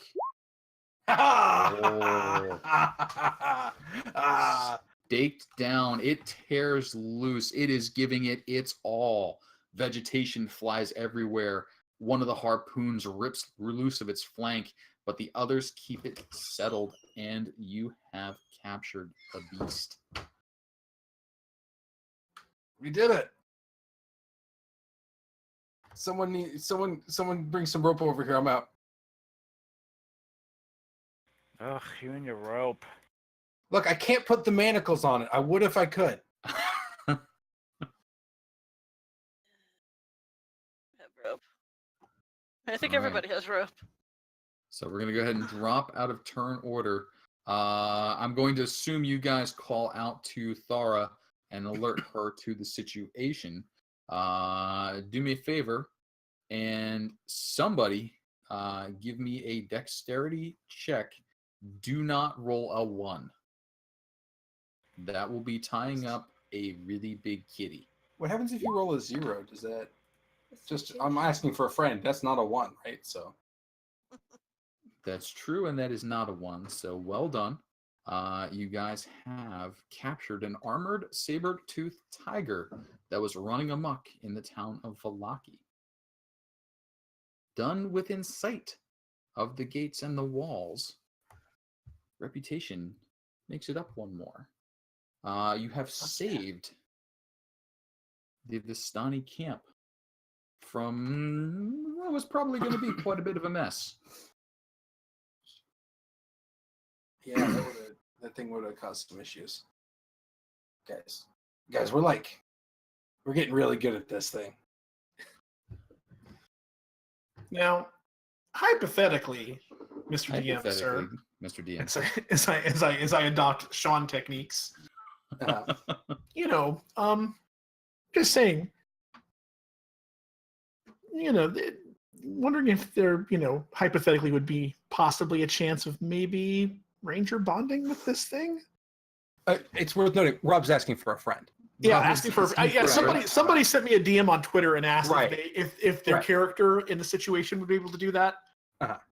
I'm just, Hypothetically, you remember that hurt and wounded look yeah. that the tiger just gave you? Balto just directed that look at you for asking for a friend. Okay, well, he didn't hear any of that because I'm speaking through the fourth wall. He's got really good ears. I know, and but he's got a family back Jenna home, remember? And the pups Yeah. waiting back at home were just like, seriously? This How's- guy? You went with this guy? And he's like, I'm going to toss you aside for a cat? No. I'm just saying. See, No, Rob, you're not saying it. Your friend is saying it. My friend. Your friend is saying. Your friend on Twitter. Yeah, exactly. So, an armored saber-toothed tiger is a large animal. Yeah. It is a standard beast. Yeah. So standard I know. I'm rules just do apply. the rules meaning- are a CR limit. I know it's probably past it. I'm just being No. I'm being pie in the sky. Meaning, large animals can be made into mounts if somebody figures out how to train a saber-toothed tiger. Yeah. What would you? That's a lot of animal handling, isn't it? There would probably be some animal handling, possibly some riding land-based. I believe they do have rules for special mounts, but we'll get into all that after hours because it is about 11:50. It is. Yeah, that's true. And we have done our introduction and welcome back to the Strahd campaign. Yay. You did manage to avoid tragedy. Yeah. We haven't really gotten back into the full swing of Strahd yet. We got to get some tragedy in here. But hopefully you had fun. Yeah, no, it was the nice had easing back in. Nice easing back in, and we'll pick this back up again next week as the heroes of Vallaki return to town with a saber-toothed tiger. Just looked at the Twitch chat. Somebody says, so nice to watch a functional Strahd group. Functional Like- Strahd. Like, oh man. I mean, I not having had experience with other ones, I couldn't say, but I'm like, God, we're functional? Jeez. Whew. Well, there's some go look up the pie sessions and Yeah, I was gonna say There's if a you didn't little watch bit. the early episodes of this campaign, oh yeah, no, things very nearly came to blows with the pie issue. there were There's some still issues. there's definitely still some hurt feelings there. There's some You wounded. know whose feelings are the most hurt? The dead children that are inside the pies. I don't know. I can't get over this. We will pick back up in midday, though it is a downpour, so there's not much of any sun in the sky. As you trudge back in to Vallaki with your I mean, I friend. still kind of plan to go inform the camp about this. Oh, you certainly may. Yeah, that's what I figured we'd pick up next week or whatever. Because yeah. like, I wonder if they're being pursued. Like maybe somebody in camp knows about this, and it's like, oh yeah, no, we know exactly what this is. Like the town didn't seem to have a fucking clue, but then again, the Vallaki, the Vistani could be like, yeah, absolutely. oh yeah, That's- like it oh yeah, happens no, they all said the that thing to time. kill us for sure. Yeah, like that happened. Yeah. We get Oh, is like it Tuesday 3 of these already? We get 3 of Yeah. these a week. Right. But we will pick up from there. I did see NPC got purchased, so we'll get some details on which NPC that was. And I will catch up on the Twitch. Sorry, I got distracted. Once combat kicks in, I tend to have to focus for some reason. Did they kill villagers? They beat up an old lady. Set something on fire. Things were burned. Malik beat up an old lady. Not this A, not this session. B, she was a hag. Well, that's not a nice thing to call anyone. I don't think the distance in the past makes up for the fact that you beat up an old lady. And It's a like, hag. like that was A literally hag. months ago. A hag. In game, it's been like 4 days. I can't keep a hag who kills and cooks children into pies and then feeds them back to the people she stole the children from. Look, It's a I'm just zero- saying, I did not see any kids in cages or on butcher blocks Right, in the tower. exactly. You know why you didn't? Because they were in the pies. In the You don't keep tower, them in I a said they had. cage. Well, You keep them in before the I said or pies. on a butcher block. Like if they prepped the pies in the windmill, there would have been some. There refuse. were how many more floors that we didn't get up? I don't know. You know Also, what? You know how I don't know? 'Cause we only made it to and- floor 2 before we got our asses kicked. We didn't even get to floor 2. We were on the stairs. That's exactly. I think Balto made it to floor 2. Yeah, we were fighting our way up the stairs and couldn't even make it that far. Next time we'll kill them. because the paladin had to draw aggro and we raid wiped. But that's my job. That's what I do. I am. This is protection spec. All right. It's not my fault. Other people weren't paying attention to their threat meters. You needed to feign death earlier.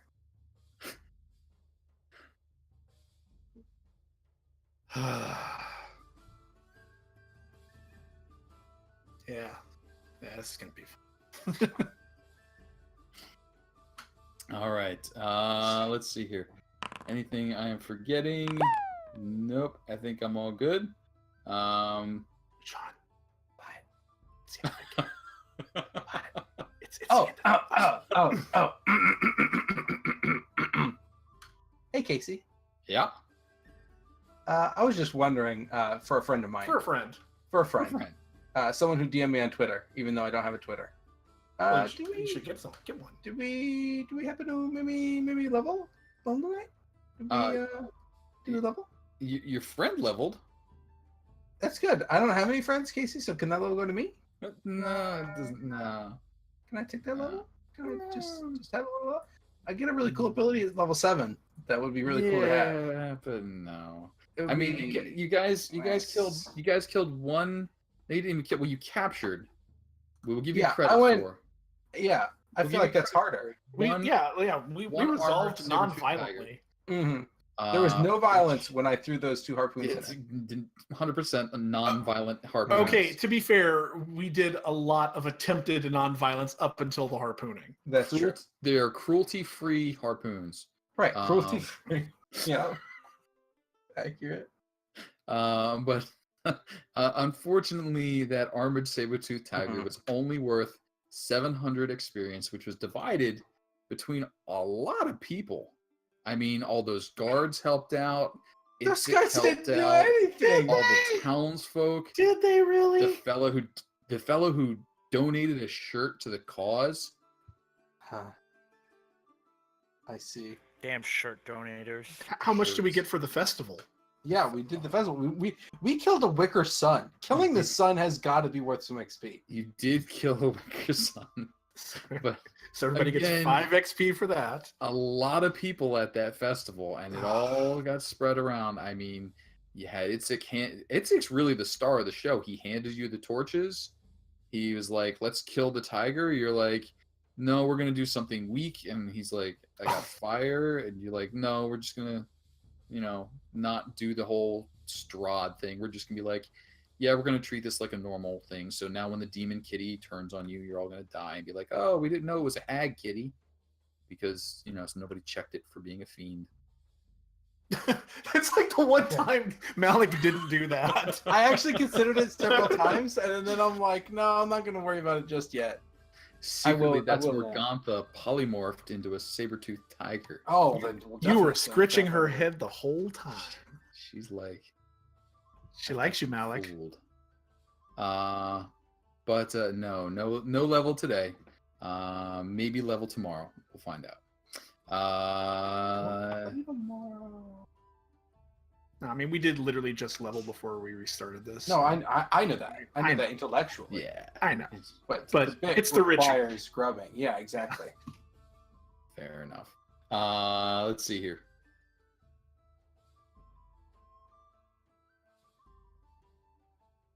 I think that's just about it. Thursday, we'll kick back off with Tyranny. And between then and soon, I will send notes out about the new NPC that will be added to Greenest. There has been one purchased for princes as well. Oh. NPCs all over the place. Wait a second. Who purchased what now?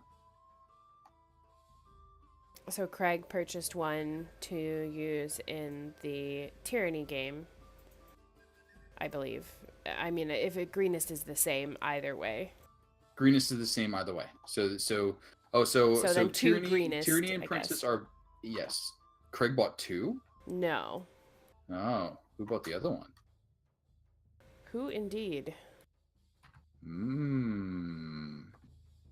Interesting. Well, I guess I'll find things out and send things around and get folks rules. Thanks all for the game. I will catch up with you guys later in the week. Thank you. Bye. Bye. Thank you guys. Thanks, guys.